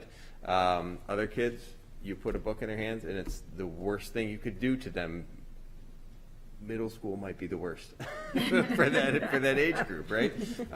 It's just, it's not always exciting and something they want to be doing. And so those are the kids that this regular education, if you will, classes will catch, because that is the shot in the arm. That is the practice makes perfect. That's like, yep, you can read, you can get by. You've stopped reading 2 years ago, so let's get you reading again.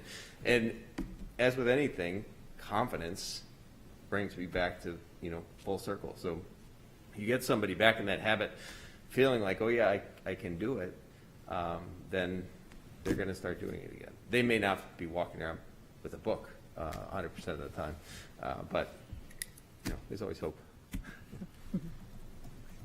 Any other questions from anyone? Liz? Can you talk about any initiatives you're doing right now at the middle school, or new things that you have, or up and coming things? You know, I know Italian was sort of trickling down through the schools and the teachers learning that, but I guess I just wondered if there was any sort of out of the box new things going on that you'd like to share with us. Yeah, well, our most recent you know, class shift has been with bringing on STEM classes, and that's been an exciting and successful rollout where kids are investigating different things. We've got, you know, trout in the classroom now at the middle school, a lot of different investigations. She's going to take a robotics course, building a drone course soon. So exciting things in that realm.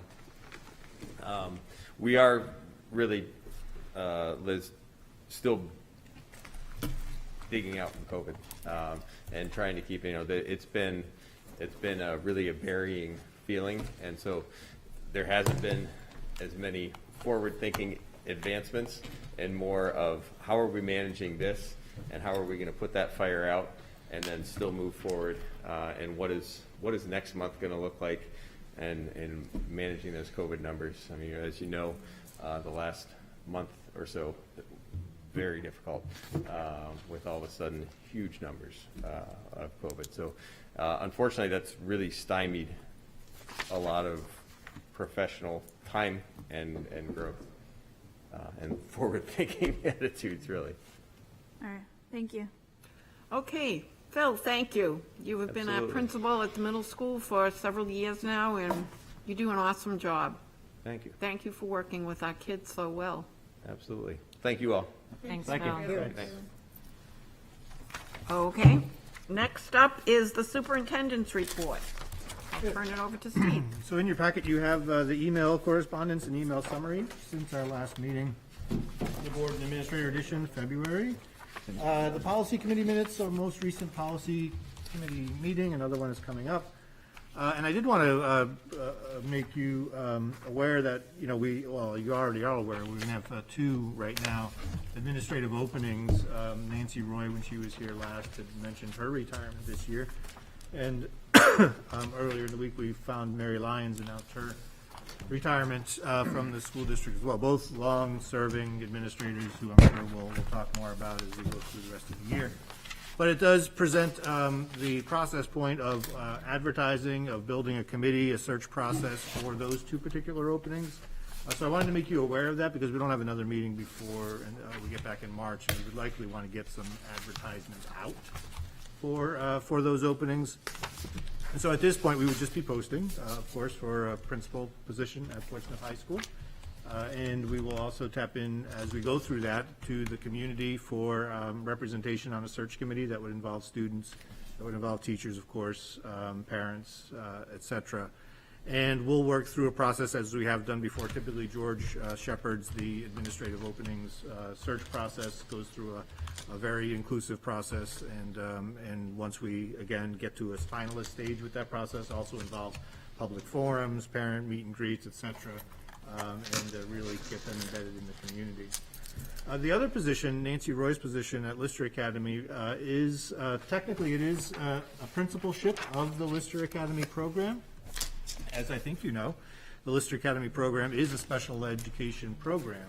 And as we look at that program moving forward, and again, with the likely move of that program over to community campus, we're looking at some opportunity there, primarily around the possibility of Jeanette Souther's office itself being co-located at community campus with that program. There would be some great synergy in that.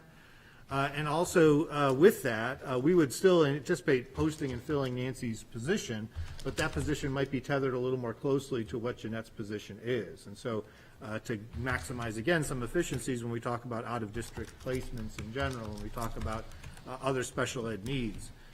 And so that's important because when we post that position, you're really posting for a different pool, whether you're calling something a principalship or something more tightly connected to special education.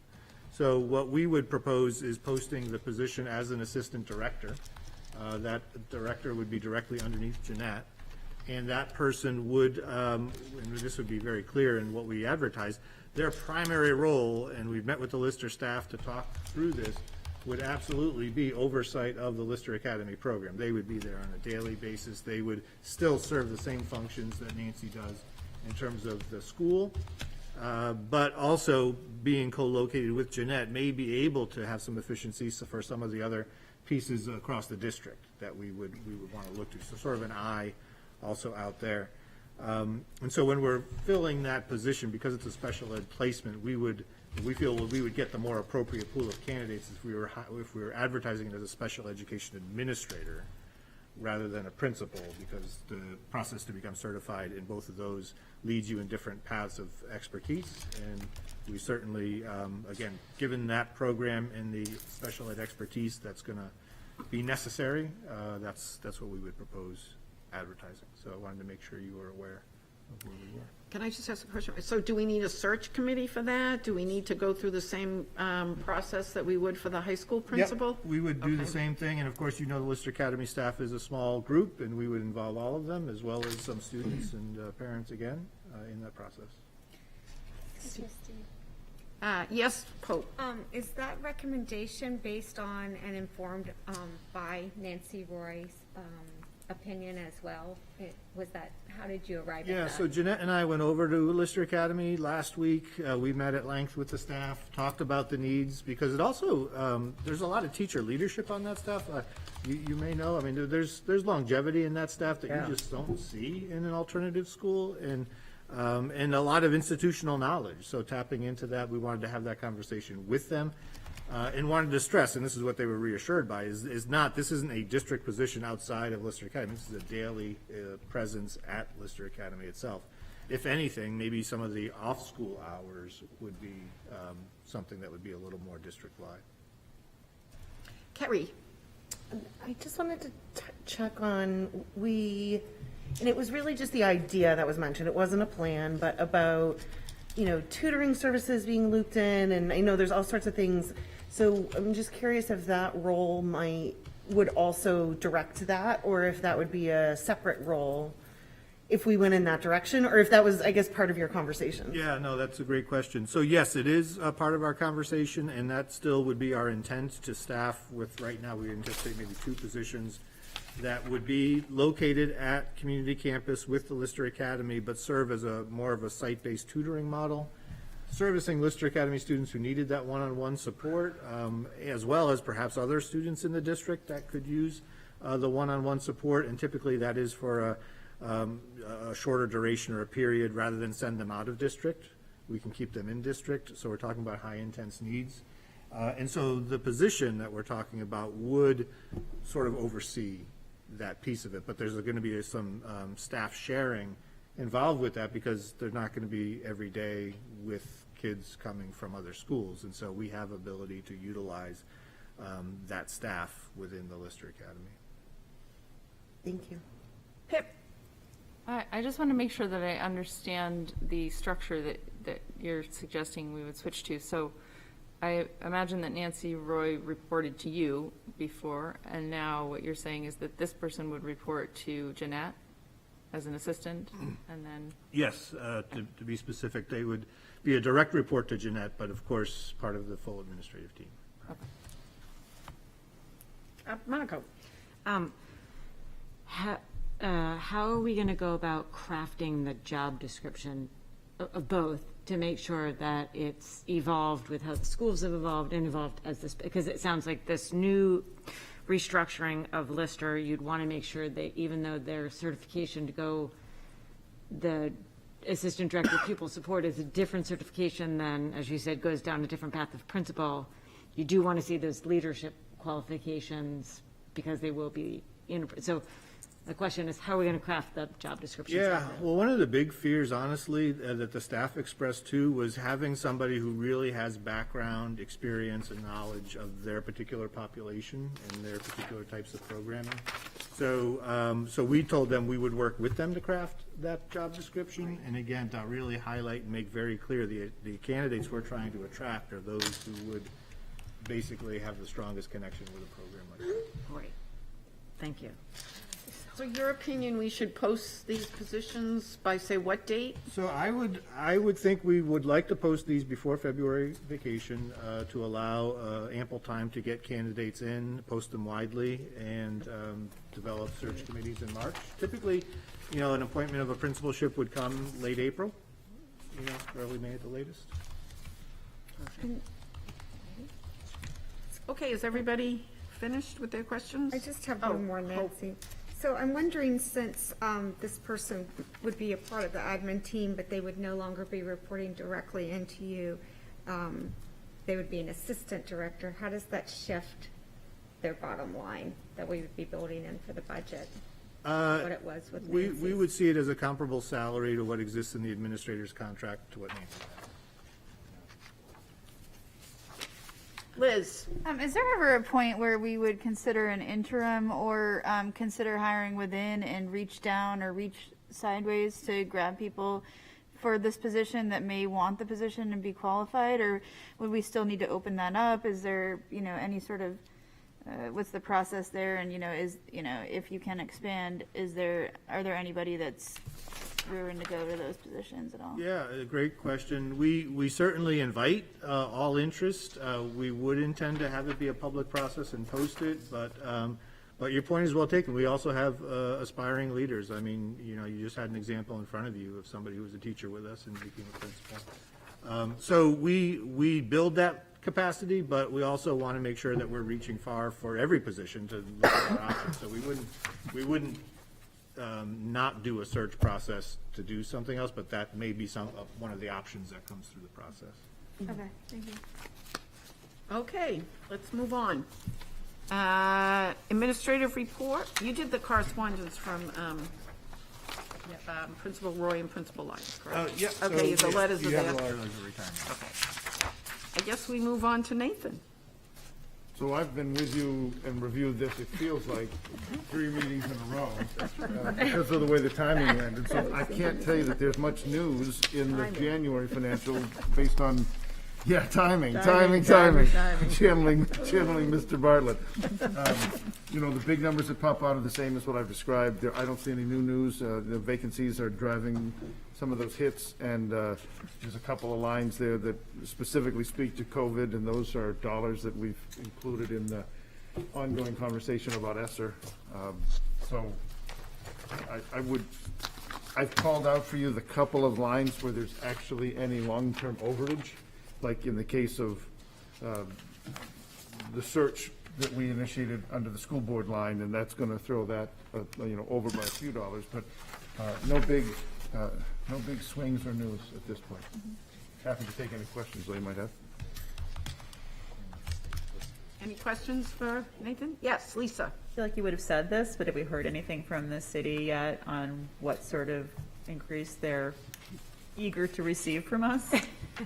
Eager. I don't have any. I asked and. Yeah, you didn't get anything. I don't have any additional guidance. I know that in the initial meeting that we had, the if you will, operational guidance that we were given was prepare your status quo kind of needs, your status quo budget, and then identify for consideration those new things that need to be added. And when city manager and finance director presented to the council in their first budget work session, it was the same night we were in the conference room next door having our meeting. That's what the presentation kind of spoke to, was we recognize that there are these kinds of needs and these kinds of budget drivers. So far, we're on the right path, I guess. We're ready to do just that, so. Thank you, Nathan. We'll be calling on you a little later, in a few more minutes. Okay, the next item on the agenda is, it's right away. Okay, we have to reopen the public hearing on the FY '23 budget. When we have our budget, we have 2 public hearings. So this is the second of our public hearing. Now, when you have a public hearing, a resident can speak for as long as they want. There's not a 3-minute limit, correct? Right. So sometimes that can become very tedious when someone gets up there and talks. But anyway, that's the difference between a hearing and a public comment session. Do we have anybody that would like to speak about the budget? We don't have anyone in the audience. Do we have anyone on Zoom? In the virtual audience would like to speak to the budget, please raise your hand, and we will allow you to speak at the public hearing. If I may be a public speaker, I could. Sure, let me just keep my own head Zoom. up there? All right, cool. We're good with Zoom, I think. Okay, we don't have any on Zoom, but Nick, our student representative, would like to speak about our FY '23 budget. Yes, well, we were speaking about this during the Student Council Senate meeting. It was brought up that a lot of our competitive clubs have had considerable amounts of success. I know we've seen that with Trivia Team. In addition to the Granite State Challenge, we were also able to win the Quiz Bowl, which allowed us to qualify for the Nationals in Georgia. And also, as well as the debate team, and I believe also the Model UN, possibly among others, have seen stuff like this. And one problem we're running into is that a lot of the time these clubs, although we're able to fundraise for our normal operation, like normal costs of entering debates or events, we often have a lot of trouble raising funds for more immediate things, like for instance, if we qualify for a national tournament. Obviously, it's not something that we can really turn down, but if we end up having to pay for it because we only have, say, 2 or 3 months to actually turn around and fundraise for it, that can become a real equity issue, because then people have to pay for their own passage, and that's always a real problem. So I was wondering if there would be any possibility of including some kind of fund to address this. I don't think it would necessarily require budgeting for any particular club, but if we had some kind of blanket fund for any time a club had some exceptional circumstance that allowed for this, I think that could be very helpful to address this situation.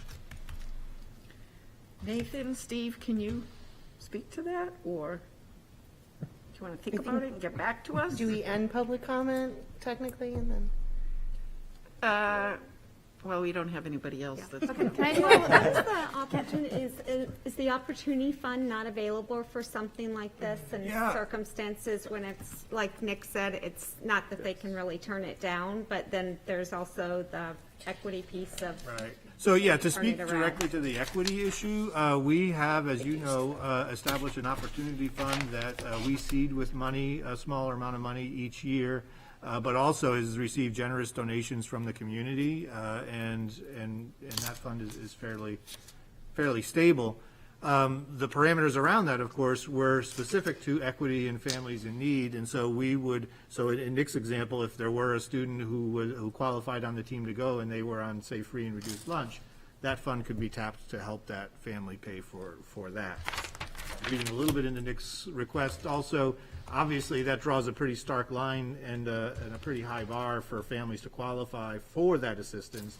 And would there be some other pool of assistance that could be tapped into to help at least maybe mitigate the cost of some of these experiences students have? And I know this board has talked about that in field trips and other things in the past. So it's certainly worth a conversation that, you know, could be at least some element of funds but yeah, the Opportunity Fund exists, and in fact, I was meeting with a group of high school counselors today. They're taking the equity course, and that course, everybody sort of chooses their own project to work on, and their project is, how do we make the Opportunity Fund even more accessible to folks? How do we advertise it better? How do we let people know what it does? Which I think is a great idea, because I think it will have input into this. So anyway, I would say the Opportunity Fund is there to address the hardest issues around equity, but doesn't preclude this board from having a conversation about other monies you might include for that purpose. So, Steve, I'm wondering if, like, Nick can work with whomever at clubs level, Mary Lyons, you, whoever the people need to be, to see if we can come up with, like, what kind of numbers we're talking about, Nick. That these exceptions come up. Because certainly, to Nick's point, you pointed out you guys are doing awesome at the high school, winning everything and getting invited to everything. So we certainly want to encourage our kids to continue, our students to move forward with that kind of accolades back to our high school. So I'm just wondering if we can maybe get some better numbers around what this might look like, and then we could talk about how we can move forward. Yeah, we could, I mean, again, we have our, and we'll talk about it in a minute, you have your final meeting next Tuesday. We can certainly gather some more information to better inform any recommendation that might come with this. And it's one of those things where we also benefit greatly from community partnerships. I mean, many of these situations, I can call on a few, where we have community entities that want to sponsor a trip or something for a particular club or particular organization. So, you know, I think it's a multi-pronged strategy. I wouldn't necessarily think it would be required for you to try to budget to the dollar what the maximum exposure could be in these things, but maybe it's some money that could help defray. Thank you, Nick, and thank you for the success of the debate club. Nick, That's can wonderful. I ask one quick follow-up? Very proud. No, that's fantastic, and I definitely don't want to have money be a barrier for anybody or necessarily make the free lunch application the bar that people have to pass if they need support. I would be curious, as you're talking to people, if there are other sort of broader needs that we should be aware of. You know, because I do think these things kind of keep coming up on one-off basis of there's a bus that people can't afford for a particular club, or you know, there's something that they might have done if they could enter a competition if they had more money and didn't have to ask everybody to pony up. So as you're talking to folks, I mean, it definitely would be nice to know for the future, you know, what are the broader needs where people don't have enough money to necessarily support all the students who might want to participate. Yeah, well, as it stands, I think it is usually the one-off situations that are the problem. Okay, that's fair. I think generally clubs are able to fundraise for their own consistent needs. So that would be, I think, less of a priority on our end, at least. I have a couple follow-ups. So Model UN and some of these debate leagues, are any of them, maybe this is a Steve question too, is there any opportunity to make them like a 1-credit class and provide, I mean, I don't know if that would provide funding, but provide some sort of credit, but also, you know, potentially like school time or anything for, I know in college sometimes they do model, UN or debate sometimes can be a 1 credit, 2 credit. So I guess I was curious how that works in the high school. Yeah, and just to be clear, I mean, that would be a totally different conversation from the funding piece. Yeah. It wouldn't have an effect, but we have what we encourage students to take in extra learning, extended learning opportunities, ELOs, et cetera. I don't think we have clubs for credit anywhere. don't have but, clubs for credit. It's not a bad thought to think of those experiences that might be intense enough to Okay, warrant. and then the plug I have is that I received an email from a committee, a New Hampshire Bar Attorney Committee that I'm on, and so this Saturday, the 12th, these guys have a debate. You're on the team as well. Yes. So it's starting at 9 a.m. and they. I don't think I can sign myself up for it because I might be a little biased, but they are looking for professionals. Attorneys and folks that are into debate, I guess, to judge these events. And apparently, other states like Maine and Massachusetts have large programs. And in our state, unfortunately, there's only 4 schools, and we're lucky enough to be one of those schools. So I really enjoyed seeing that we were part of that. But they are looking for judges, and so it says if you go to their website, nhdebate.org/about, you can reach out to any of the teachers for judges. I don't know if I don't know when I got this email on the 2nd, so maybe they found some more judges, but it looks like a great fun opportunity, and so I'm looking forward to learning more about it as well and seeing how you guys do. Yeah. One thing I will say to address your earlier point, I believe there is an existing debate class, and well, I'm definitely not the guy to ask about credits for clubs. I think the one issue I see in that is that it might require some more rigid consistency in terms of maybe attendance and requirements on that front. And I think a lot of the clubs sort of benefit from somewhat more of a casual culture. I know debate doesn't do that quite as much, but I think preventing that from going away might be a priority on that front. But I think that would definitely be a thing worth looking into that I wouldn't mind getting a credit for either of them, or any of this. So. Okay. Yeah, thank you very much. Thank you. And I think if our attorney Kathleen Dwyer is watching this meeting, I think I'm highly out of order by allowing conversation during a public hearing. So Kathleen, please forgive me. I'm still learning the rules of being the chair of the school board. But Nick, thank you. We're happy to respond to one of our fellow members here. So, but I don't think we were supposed to. Anyway. Well, thank you very much. I believe there's no one else for the public hearing, correct? No. I call the public hearing closed. Okay. We move on to Nathan. We're reopening the, our budget work session will now begin. Am I right? You are right. So just 2 things, I'll hand it over to Nathan. So I put in your packet a memo, and again, we're coming down to decision points, so I wanted to at least try to frame where we are, summarize the conversations that we've had. And at the end of the day, next Tuesday, you vote a dollar figure, a number that will go in to the city, presented to the city manager as the proposed school department budget. You retain line item authority to shift whatever it may be. So our conversations around each of the 3 elementary schools, for example, should we move a teacher from X over to Y? We can still have those conversations. That's certainly within the scope of what we're proposing in a budget, and we actually have done that quite a bit, even after budgets have been adopted. And so the important thing is to focus in on, the positions that we've talked about. We haven't heard from you take things off, honestly, so we've presented to you tonight everything you've already seen, as well as what came up in your last budget session, which was an ESLL resource to go across schools for newcomers coming into the district. And other than that, I think Nathan has also eyed up some ESSER funds that might be able to be used for, I know we talked about audits and strategic planning kind of stuff. So you have then the full bottom line budget as we would propose it. And just to review, sits at 4.8% above with an additional 9.44 FTEs. At a figure of $56,122,105. And when you get to next Tuesday, you're going to have either that or whatever dollar figure we come back in on. And that's the important thing. I know there's also this conversation around ESSER funds, so I don't want to confuse the two. We do have town hall forums now scheduled for Monday and Tuesday, the 21st and 22nd, I think it is. Yep, that's it. One in person, one virtual. We'll get word about that out and invite feedback on our ESSER funds with the community. Remember, you don't have to appropriate or spend those monies for considerable time. And in fact, we have eyed up some of the budget that we've talked about that could be covered with ESSER, but that's a minute piece of what you have in funding there. So there's a lot of conversation still to be had around ESSER, around how do we leverage it for learning loss, around how do we do some of those other things. So I don't want to confuse those two pots for you.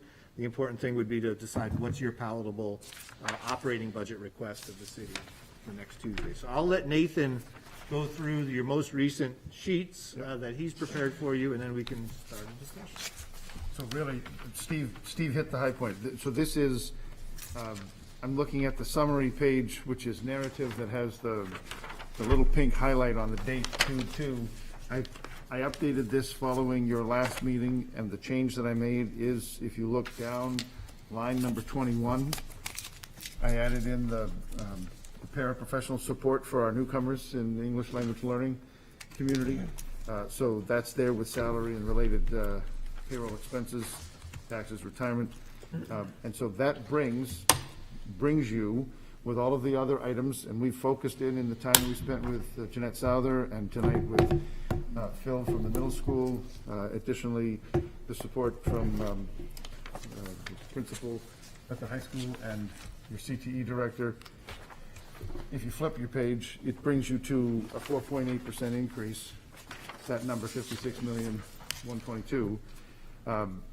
I continue to be mindful of, and I said earlier, the best guidance that we've been given so far is be prepared to speak to your status quo and then your needs.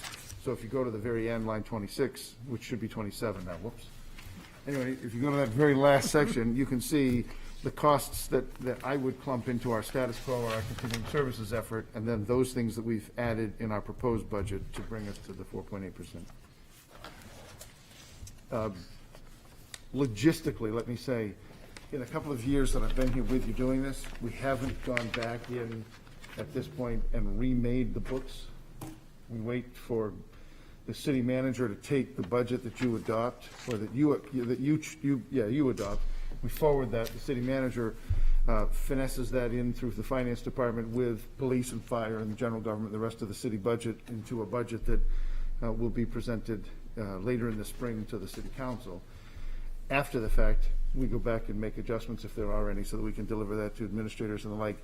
If there's a need here, certainly, if I show you this piece of paper, right, this spreadsheet, all of those cost centers are tied into this. So I only got there by going back in and updating every one of those cost centers. So certainly, if you had need at some point in this process, hey, I want my binder to be updated, we can do that. It might be easier. I don't want to take my aggression out on the trees, but it might be easier to make a new one than to try to go back in. But let me know what your particular needs are as we kind of go forward. But this is where we'd be tonight, and as Steve said, I would invite further conversation with, certainly I have marching orders about costs related to some of our exceptional club work, but be curious about, from our other conversations, things that you might want to address adding or deleting from this as you march your way to next week. Thank you, Nathan. Liz? So I guess I just wanted to follow up about the para position. A couple questions surrounding that. I think that is this going to be maybe a handful of questions? Is the idea that this would be across district or condensed to the elementary schools? Second question would be, is the amount that is listed there, is that going to be enough to find somebody that has the professional qualifications to work with folks? And then my third question would be, when we were looking at the guidance positions at the elementary school, Dondera has one guidance counselor compared to the other elementary schools, and I think, they are one of the schools that's getting a variety of children from other countries coming in, new students there, and so I guess I wondered if there's space still to add a guidance counselor position for Don Darrow, and where that might go. Is that falling on Esser at this point? I would assume it's more of a permanent position if we added a guidance counselor. So I guess I don't, I guess guidance counselor question kind of goes with this, ESL idea, because I think the idea would be that a guidance counselor could help out with a lot of these new students that are coming in. Yeah, so first of all, with the para position, this would be targeted to the greatest area of need across the district. And so this isn't a steady flow, but whenever we have a high impact student, and by that meaning little or absolutely no English, trying to make sure that there is a smoother transition in. So this would essentially be a paraprofessional position that would go based on where that need is. In the absence of a newcomer on a particular month, there are always needs around ESOL and tutoring services, et cetera. The figure for the salary, we use a plug number for any position that we don't know who we're hiring, and so that would be the typical plug number we would use for a paraprofessional's position, and we would go out there with that. The guidance position, you could certainly contemplate ESSER funds for that, as we already have for the social worker position. And I would just say, and I think Nathan hit this a little bit last time, the constellation of positions and needs at each school is different, and so we do want to be responsive to that. And Don Darrow, while only one counselor, they have 2 FTEs that service within the counseling office. And we have not heard that request necessarily from the principal to say that's my highest priority as a counselor. That's not to negate the potential need, and so I think that may be a conversation we would pursue. And at least as a way to, if we wanted to later to consider that, ESSER funds to transition a position in the budget could be a possibility. And Lisa, Ann, and then do we have anybody over here? Carrie, Hope. I have a follow-up to Liz's question about the ELL para. I guess I'm curious, first of all, is there a specific certification for ELL that you would be looking for in that circumstance? Because it is a little bit different from special ed. And then I'm also sort of curious, how do we envision this person providing support? Is it really just the push in for the first few weeks or whatever the building team determines is the greatest need and who has the greatest need? Or would it be a longer term, more of a special ed support for children who are not English speaking? Because I'm just sort of curious if you're talking about the shift at Lister and who this new person is who might be coming in to Nancy Roy's job, if this is somebody who would sort of fit into that bucket, or if it's more somebody who would be on staff and kind of rotating just between the buildings as part of a para. But I'm just trying to have an idea of where this fits. Right. Yeah, and again, we're going off to remembering what the principals had echoed when they were in the elementary principals. And that need, typically a paraprofessional's role is somebody who's working underneath the professional certified person, whoever that may be. In the case of special ed, it's a case manager. In the case of ESOL, it would be one of our ESOL teachers. And so this would be somebody who would work closely with that teacher of whatever building it is and whatever supports are necessary for that student. So yes, it could be, I'm going to be with so-and-so throughout the day in classes just to get them oriented and to help them through. The needs are different from a special ed need, so it would be somebody who we would either hope to come in with that kind of background, or we would provide training. Okay. I don't know of any paraeducator certification for ELL at that level. I think Ann was next. My comment really was, it's fine and dandy to have it in the budget. It's another thing to find somebody to hire, because we have positions left from this year in the budget that are left open because nobody could be hired. True. Carrie, and then Hope. May I ask a few questions? Interesting. So I just was looking at the positions that were here, and I just want to reiterate between all of us. So was there a request for 2 elementary case managers? Initially, yes, we paired that request back to one, which was done with Jeanette, yeah. Okay, so this adds 1 case manager, and that would be, it's not specified elementary, but based on our discussions, is that a safe assumption? Okay. And then, I think we had discussed holding the world language piece, seeing the new opportunity. And then the two positions that had been previously discussed, diversity, equity, communications, that comes under maybe some funds to search about what we need, right? The only other one, and feel free to jump in, yeah. Which we thought from the conversation last time, reasonably might be priorities we'd line up under the ESSER column. So those initial audits, those initial requests for, exploration to identify, doesn't have to go there, but we didn't add any here because there seemed I to be. had noted that the requested operating increases was that. We have dollars there already for strategic planning.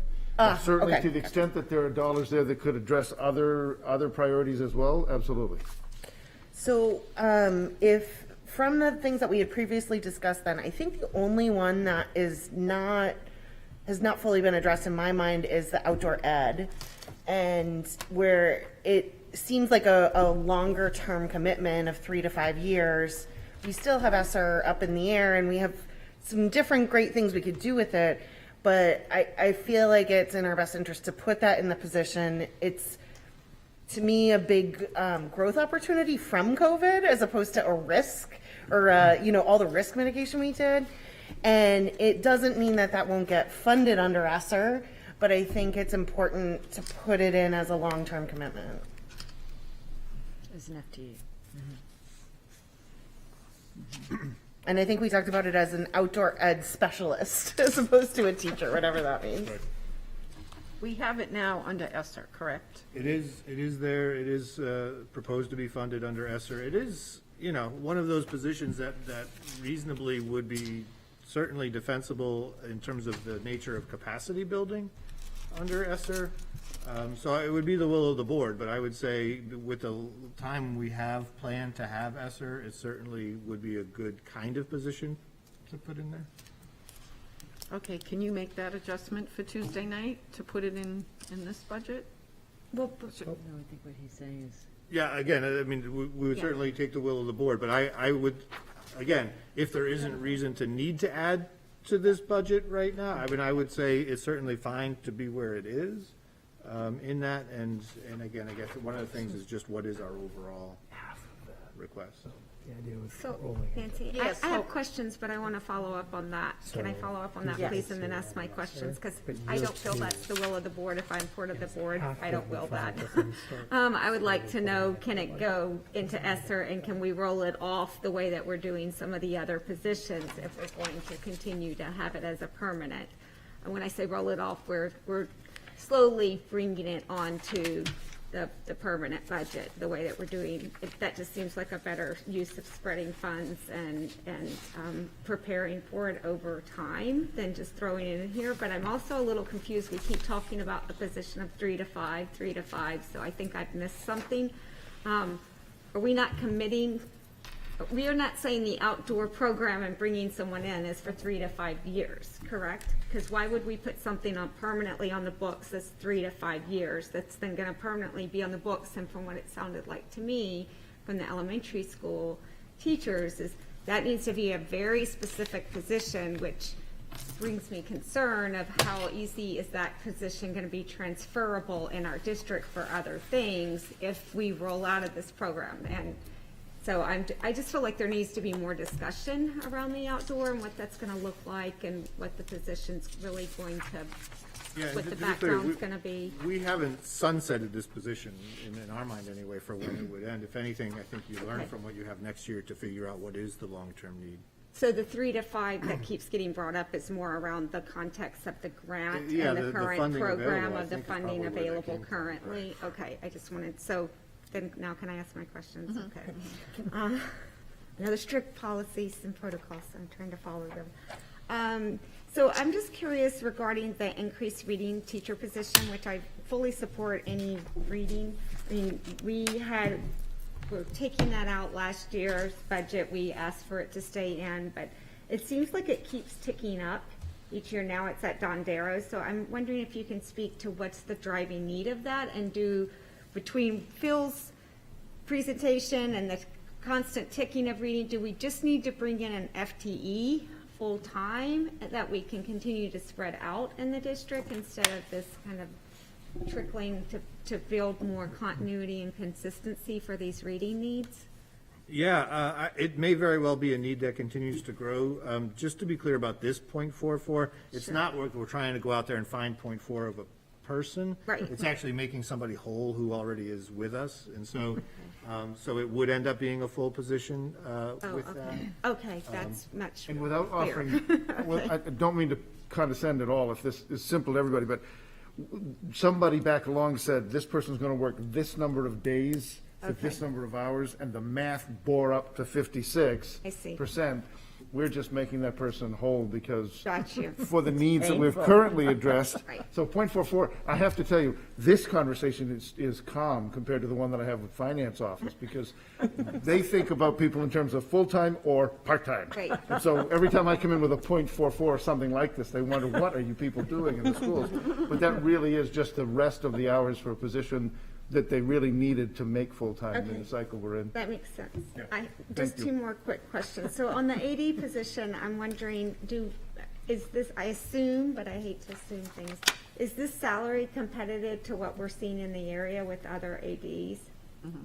Okay. Yeah, so Okay. when we surveyed full-time. areas, they were all near the $100,000. Okay, and then my last question is just regarding, I'm just curious about the SRO that Officer Munson was talking about, that, you know, the money he had said hopefully will eventually get back in the budget. So can you just give me a little history on why was it in the budget, why did it get removed, and why isn't it being brought up in any of our budget conversations to put it back in? I'm just curious. We haven't had that request brought to us for this current budget proposal for you, so that was new. I mean, again, something if you wish to consider it. A little bit of the history, George maybe know the history better than I do because he was at the elementary level. You know, at one point there was an SRO that was able to sort of be at the elementary level. That hasn't existed for all of my experience here, but George, you may. Yeah, I want to say it's been gone for at least 10 years. It was a budget cut at the elementary level. I think at the time the middle school may have also lost it, and that was added back in later. So it was during budgetary time. So the middle school was an expansion, I believe. It was a little tricky because it was one SRO per all three elementary schools. So there was a schedule of days when they were there and things. So. Right, yeah, he said that rotates between, so I just was wondering if the ESSER funds is any way, and it may not be a direct line, so I can understand that. But if there's any way that we could start having a conversation about how to bring it back in, because it was very clear and evident from their presentation that the payoff might take time, but that the investment now would certainly be worth the return on investment on the back end long-term for our district, so. Yeah, and what you heard was clearly the purpose is different, right? So the Right. middle school and high school is an actual security presence day in and day out. If we're talking about how do I get elementary kids more comfortable with seeing a police officer, there are a lot of ways to do that, Right. and not necessarily just an SRO at the elementary level. Okay, can you just tell us what time and place those the Yes, town thank you. meetings? So we Monday, February 21st, I think they're both at 6:30 at the high school. So the in-person will be Monday at the high school. Tuesday will be same time but on Zoom.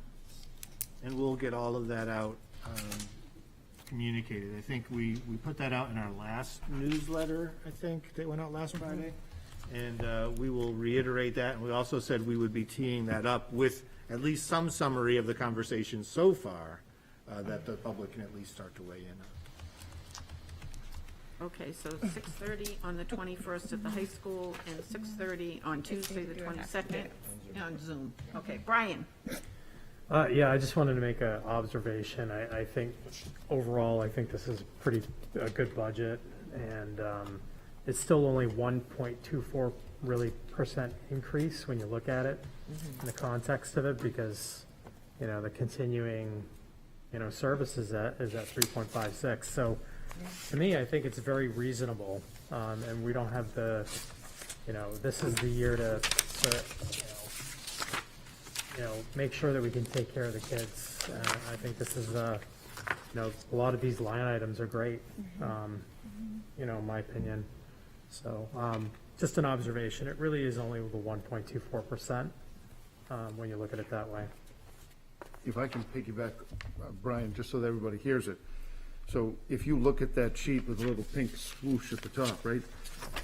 We've had this conversation, and again, depending what room you're sitting in having this conversation, it may carry more or less weight. You know, this is money, regardless of what the percentages look like, et cetera, and I respect all that. But if you consider that in that top half of your document, the continuing services, which is just keeping going the status quo, the programs you have, the people you have, as Brian just said, is 3.56.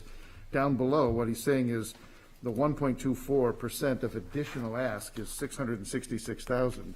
And last year, at the direction of the council, we cut 1.5 plus million out of your proposed budget to whittle back. Don't get me wrong, it was still when we were all said and done, it was still a 2.8% or 2.9% increase. So it still had real money attached in increase, but when you take into account health insurance rose, New Hampshire retirement hit us with an incredibly significant increase in costs against all of our full-time salaries in the district, et cetera, it was great to have gotten there. So part of that $666,000 ask, I'm trying to gear myself up for the conversation that'll come over the next 3 months, right? But part of that, that's a fraction compared to what we cut last year out of what you really would have liked to have had. So I appreciate that perspective, because I would agree. Who else? Carrie? Liz, My- you're next after that. My apologies, I totally forgot about our ESSER conversation, and that outdoor ed is already there, and I withdraw my request to have it added to this budget unless anyone else wants to push me. There's been a lot of meetings, and it was on paper 42 instead of 41. Are you not on the green, purple sheet? Yeah, the exactly. big swoosh? We've gone through the rainbow of colors here. I ran out, so I had to do the swoosh tonight. My only last question, knock on wood, promise, the reduced salaries for anticipated retirements, is that just like a number? How is that number computing here? And so literally I buried that in different lines throughout the budget, not to hide it, just because if you have a teacher who's retiring, and we know that we have a stated retirement right now, and that salary is at $95,000, and we have a reasonable expectation that when we hire in that position, we probably will get somebody with fewer years of experience or fewer, lower education, still experienced and educated and ready, the best candidate that we'll find in that pool. Frequently, we can see savings. And so I have 5 retirements that are in this budget, and so I've recognized roughly $20,000 on each. And you can see that the other number represents, on the $20,000 per position, there's also some taxes and retirement costs that you save along with that. So that's just essentially an actualizing of what next year should look like after we get done filling those positions with new folks. Thank you. Okay, Liz. I just wanted to follow up with some of the special ed funding, or just funding in general, I guess. I mean, we're talking guidance, we're talking social work, sort of, and so I guess this is my question. We heard Phil tonight talk about services being used to meet IEP needs, reading specialists. We've received an email that reading specialists are being used to meet IEP needs, and so and I guess I've also heard it too. In some of these positions, I want to make sure that we're meeting our needs, so we're not running into any illegal issues of meeting these kids' needs. And I also want to be able to offer kids services that they need, that we may be trying to pull back on because we feel like we don't have the funding. And I also would want to make sure that we're addressing, are there these in-between kids, like Phil was talking about, that need reading services, but then they're not able to get them, or maybe we're cutting back on them because those services are going to kids with IEPs, and these people are strung out, I guess, for lack of a better term. So I guess I'm wondering, is there a way that we can kind of address all that? Is that going to be this budget, or Do we need to add another, is a case manager the solution? Is more reading or more like a designated special ed person? I guess I'm just wondering if I'm wondering if this is going to meet the need. I'm concerned that maybe it's not, maybe that we're still kind of teetering the line here, and how do we not teeter that line, and how do we maybe get ahead of it if we could, and what exactly would that look like? Yeah, so to answer your first part, we absolutely build a budget to make sure we're meeting all of our legal obligations, and I think Jeanette told you that, and making sure that when it comes to service delivery, whether it be reading support, occupational therapy, or whatever it is, that we are staffed to meet the requirements. Now, those needs change, as you heard tonight, as you get some new students, and we always have to reassess the needs, and sometimes that creates situations where, as Phil mentioned, we have to move a few pieces around to make sure we're doing that. But the increases you have in your budget in the area of reading specifically are to make sure that we can go above and beyond just the basic legal requirement needs. And so we feel comfortable with the place that we're at around those things, and are always assessing, as you heard Phil tonight. Can I just follow up on that? Because I think what I'm hearing you ask, Liz, is, I just was jotting down a note that Jeanette had said multiple times, and that is that we need to think about the IEP needs in the whole child across the district, not just in IEPs. And so I'm just wondering, like, what approach are we taking? Because I fully support these needs, but these needs are very specific to IEPs. Some of them go over and beyond a cross-section of non-IEP children too, but I just, maybe it's not even around the budget question right now, Steve. I think it's just a broader, bigger, maybe strategic question around how are we going to approach, or what is your suggestion towards approaching what Jeanette's getting to, and the fact that we have to start thinking about these needs not being IEP kids, but being kids at large, because there's so many kids that have the same needs as IEP kids that don't necessarily meet IEP requirements. And so that's the bigger concern to me. And so how do we look at positions and where we allocate our dollars to start drilling down towards the whole child across the district?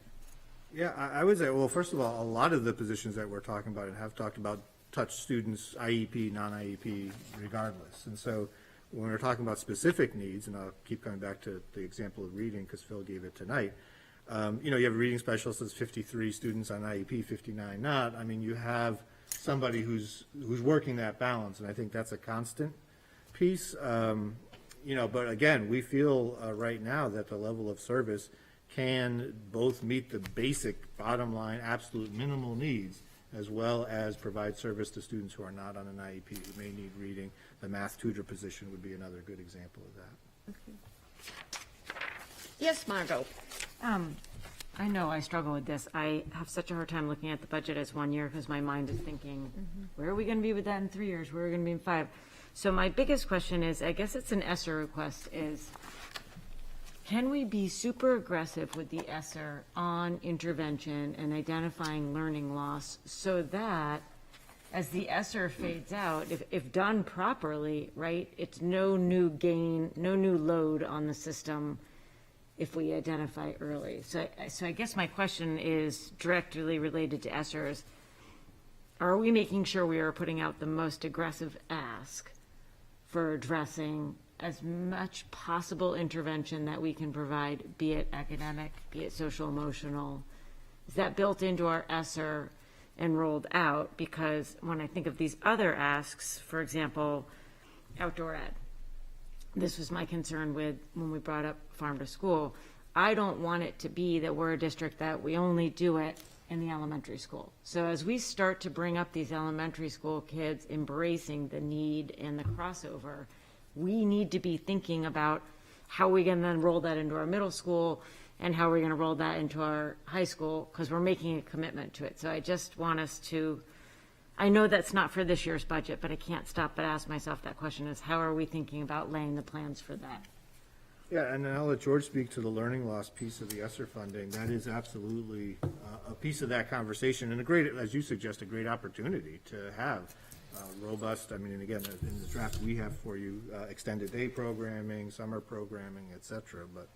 Sure, and I think a lot of it is hardwiring our intervention systems during the day, and that's where finding those supports has been a totally appropriate use of ESSER funds and that 20% learning loss set aside. We do the supplemental summer work as well as extended day programming, but those are often invitational, and you can't do intervention by invitation holistically. It has to be sort of something that's ingrained in what you do on a daily basis, and so it's really about setting up the structures, and we have some really successful structures in our buildings about how we look at students and develop common assessments and look for gaps and target humans and kids, target our resources towards those kids that need them most, and looking at the data that we have now with the learning loss, and there is some, especially. I know we've been talking a lot about reading, but the numbers really point more towards math. Nationwide, everywhere, as a result of COVID, somehow the reading growth has not been as stunted as math, and dramatically, too, and the difference between the two. So we're going to need to identify where those needs are, be able to, we have the money, but I'll go back to Ann. Finding those resources has been a real challenge, finding qualified resources. But the biggest part, I think, is having structures in our buildings that happen during the day that actually intervene on time, in real time. Sorry. And that, sorry to interrupt, but that number that you've put in there for ESSER, you think will meet that ability to put those structures in place? I think the money is there. Okay. So we have a lot of the structures. It's also bulking up on our humans. Right, okay, understood. Okay, Lisa. I think I'd like to piggyback on what Margot was asking about ESSER a little bit, because I have a similar question around that, and also just around sort of social, emotional, and mental health and wellness is a big goal of the district and the board. And I'm not really seeing that in what I've seen so far put forward for how we're spending the ESSER funds. And there certainly could be other needs in many ways to do it, but I'm just curious, during the town halls, I mean, I feel like that's going to come up. I mean, I think people are constantly worried for their kids' behavior and social emotional well-being, and I'm just curious if you have any thoughts, kind of big picture, on where you see the role of ESSER for that. Yeah, so, well, first of all, it's an absolute need. I mean, you heard, everything from greeting kids at the door to really building out partnerships with entities like Seacoast Mental Health. So yeah, I think we'll probably hear some of that in the town hall, and I think how do we assess those needs and move them forward is work that's already ongoing. The whole revamp of our social emotional curriculum. We have extended partnerships with Seacoast Mental Health. And so there are some things that we're doing that aren't necessarily a huge hit on the budget, but may have real strong partnerships in this area, as well as a lot of teacher and student leadership, the Wellness Club, et cetera, which is why we kind of put a set aside in there, which was bent, I forget exactly what we put in there, but around supporting the activities and the ideas that are going to come up and be generated by our wellness committees, and et cetera. So I do think, the question will be, well, is it enough? And I guess that's something we'll have to continue to talk about. Because, again, the ESSER funds, I think what you're going to find, if I could predict, is that at the end of this fiscal year, the things that we may have said we would spend, we may find room that in our operating budget, you know what, we covered that position. We didn't need ESSER for that. That's going to happen again next year. You're going to revisit this conversation annually to how do we reevaluate our priorities with the remaining ESSER funds that we have. And so, yeah, I think it's going to be an ongoing conversation, but I think we'll be. Liz, one last question. I guess I just, Brian made a good point that this is really only, a 1.24% increase based on, the increase that we have. And I guess I feel like we're in a good position and an opportune position to potentially increase this a little bit more and not fall back on ESSER on some of these things.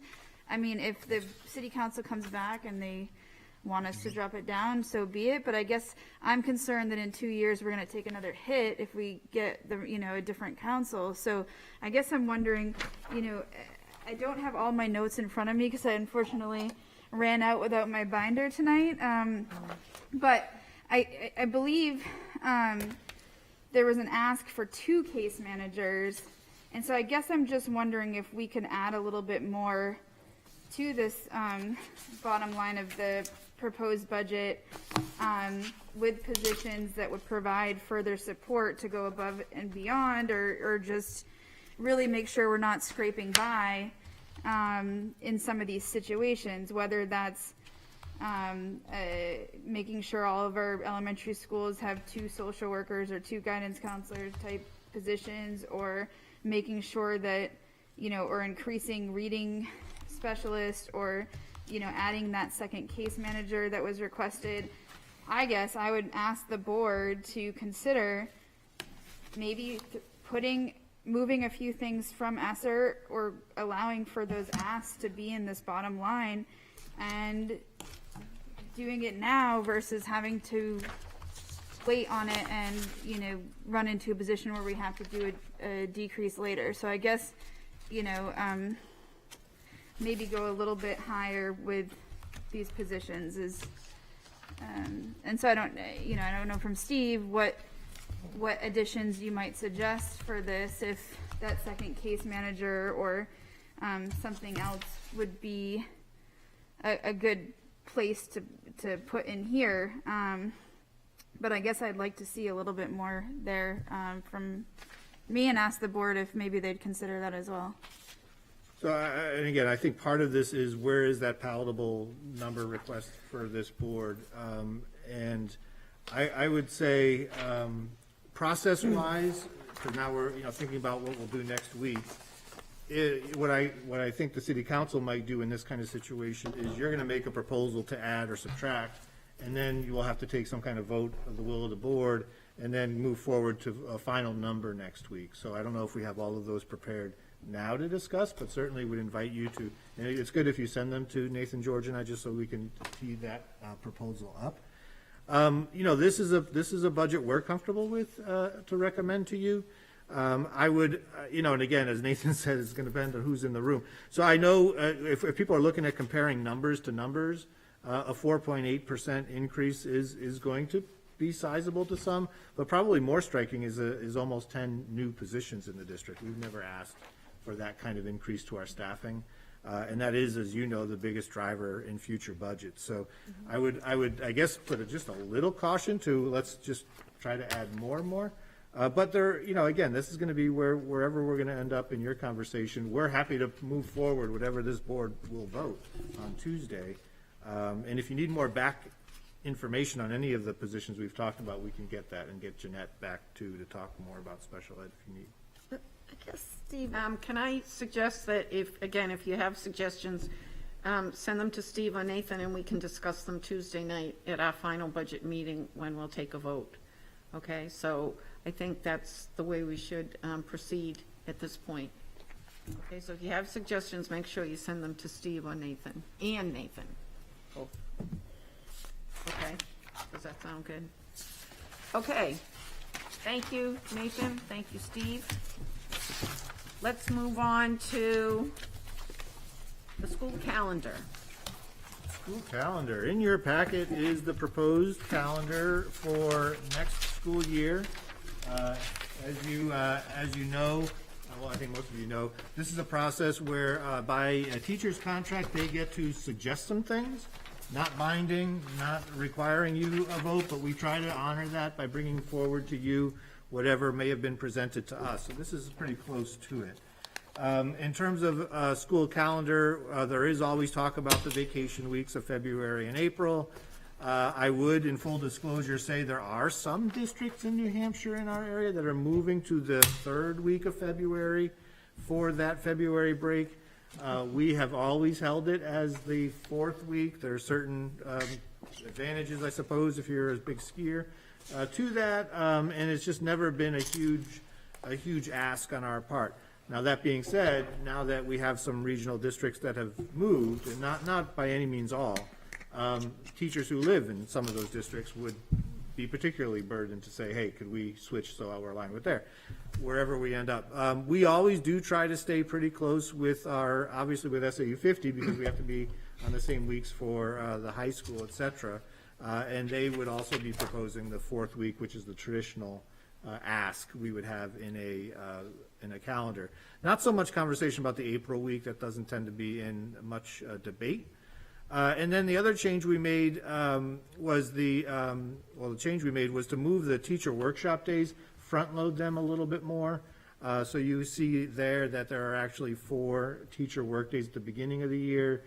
George could go through in great detail all of the things that now are we not only required by law to make sure we're preparing teachers for, but also just giving them time to make sure that we're in the best position to start the school year. So we're a little front loaded there, but that doesn't take away from a whole lot. We moved one of those days out of October where it had previously been. And then the only other point I'd make, and then open to discussion, is we have not yet inserted the early release days into this calendar. That does typically come after, but it would be 7 or so. We typically do as Wednesdays. We try to avoid weeks where there's some other break in the action, so avoid Columbus Day week where Columbus Day is, et cetera. But we would disperse them out throughout the year, and we could certainly bring back a proposal that includes those. So Steve, the calendar is proposed by the union but approved by the board. Right. Correct. Questions? Does anybody have a question? Liz? A couple things. First off, as far as the start date, I mean, we usually are starting on Monday. I know kindergartners usually start on Tuesday type of thing. And so I guess I wondered if we could go back to Monday. I just, obviously we were trying to front load these. But I just, I'd love to sort of make sure we're on a good schedule for working parents. If they're paying for, childcare that prior week, then you have to figure out how to cover Monday sort of thing. Obviously there's probably peak in other programs, but I'd like to see us to continue to Monday start. And then my next point is I see that there's a day off on November 1st, or a teacher workshop day, but November 8th is election day. And so I guess I wondered why it's on the 1st and not the 8th, and are we going to need to do it on the 8th because we're going to need the schools for election day? Yeah, Liz, that could be an oversight. I think that's a mistake, Liz. Yeah. Okay. That W should be on the 8th. And then just to quickly answer your other question, so we could. It is election day. Oh, sorry. Okay, is that my bad then? First Tuesday. November 1st. Yes, the Yeah. first Okay. November 1st. I don't It know was a why. good question, can't see but they're It's hiding on the date. So, but yeah, anyway, it'll be on election day that we have the workshop. Yeah. Yeah. That's clear. The Monday start, honestly, is maybe a conversation we would come back to with the high school. The value, obviously, in starting that the high school has seen great value in is having a freshman orientation that first day. So not having sophomores through seniors generally in, which would therefore result in a short week on that first week. So we can go back and see if the value add is really there. for Election that. day is the 8th. It's it's on my Google Calendar. I didn't just Same with curate it, I guess. Yeah, so on Google it's showing November 8th as election day for the 2022. It's always the first Tuesday. Yeah, and we have, It'll be on election. and we haven't even I blame brought Google. this to our full administrative team yet, and that's this Thursday, so we'll get some more feedback. So, Steve, I was all excited. I was like, wow, they finally took out the early release days that are right in the front of our face. So I'm curious, because we've gone back and forth of where those are going to land. Do you know, or are we still thinking like we moved it, I think last year was more towards the end of September, or was it the first part of October? I can't remember. But where do you see that first one landing so that we could have maybe some continuity of being in school for a little bit of actual And we do couple that. of We few avoid, weeks? and we avoid We've moved it a that couple as of much as times. possible. So, we'd probably have a late September, a later October, no November. Okay. December's TBD. January's always tricky because of MLK and that mid-semester break. So I think we did not have one this year. Because they don't really get a full week of school until the third week of school, right? The Yeah, so we could 12th. definitely So place if we that, can maybe put it towards the end later, at least. Yeah, it's great to And start so, slow. and again, you're not voting this tonight, but we'll take this feedback, bring you back another draft and talk with the I administrators. always love that. Can you just remind me why they, Hope, can you raise your hand, I'm please? sorry. Yes, go ahead. Can you remind me, please, why the 28th, what is that first early release used for normally? The first month of school? They're all generally focused around professional learning community work. So usually that's the development of common assessments that they're going to administer to their initial group of students. Okay, So, even for the first one. Okay, I thank mean, you. it varies by grade span, but it's Okay. all professional learning community Great. work. Margot? With regards to the, considering that Monday, I hear the perspective from childcare, but I'm going to get on my soapbox again about orientations. I believe that we've seen great success at the high school. Why can't we, if the sophomores, juniors, and seniors are out, why can't we use them to help develop some robust orientations at our other levels where it's not a school day, we're not necessarily tapping into our faculty, but that we set the tone for the year on why are we all here, what are we doing, what's the mission, what's the vision, behavior setting. I would be a big fan if that Monday before school started was focused on orientation work. And so I would propose that we keep that as a workshop day, but really think thoughtfully and intentionally about orientation work that day. So in this proposal, if Monday is the workshop day, the first day with students would be the 30th. So that would be a day where sophomores, juniors, and seniors may not be in school. Oh, so that, I thought you were saying that Monday is the ninth grade orientation. No, sorry. Oh. I mean, in this proposal, this would suggest it's a teacher workshop day, which is a little different, because in K through 8, we have to decide what's the first day of school for them. Okay. But to your point, I mean, I think, and again, I would say schools do this a lot. How do we handle behavior setting, building culture, building community? And utilizing high school kids in that effort isn't a bad idea at all.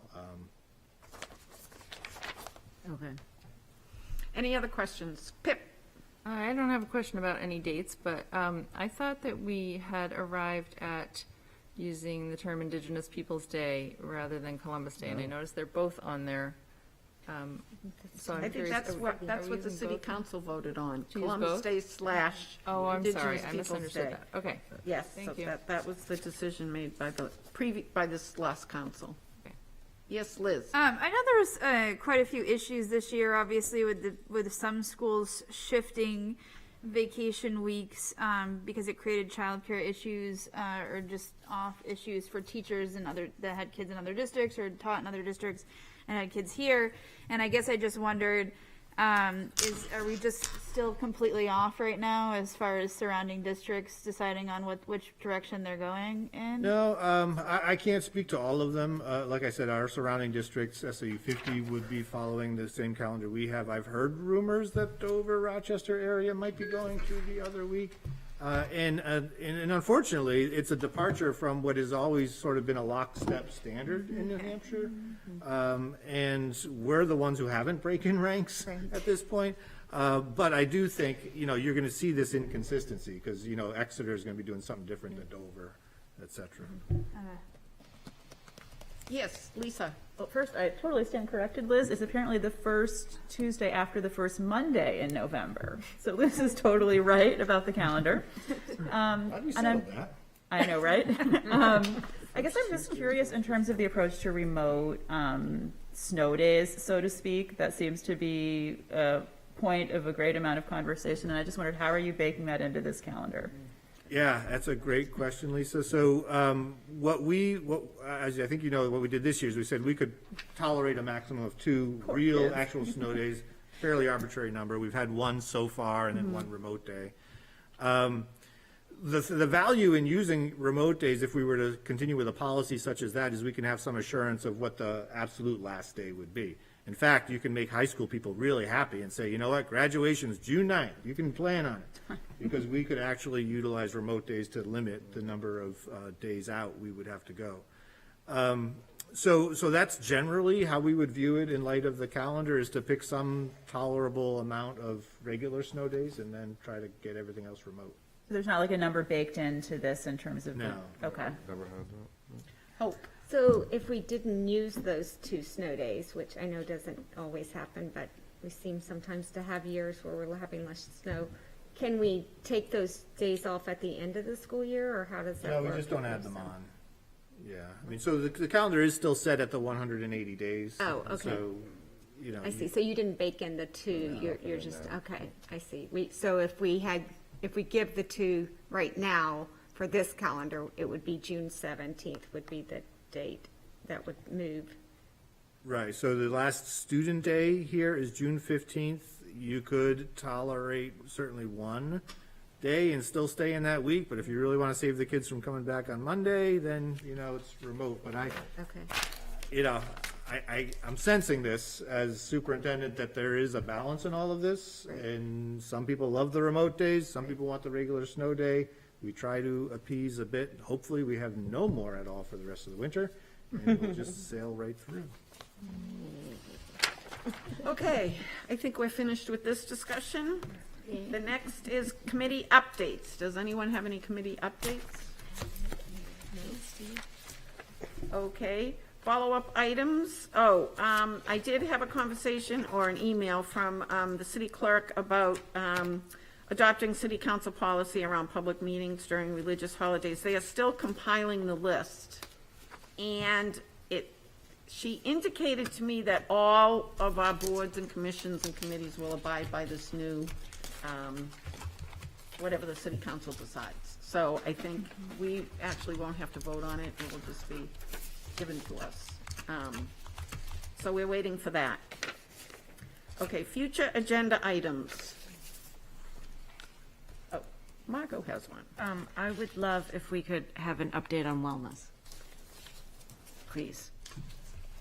Okay. Presentation, however you call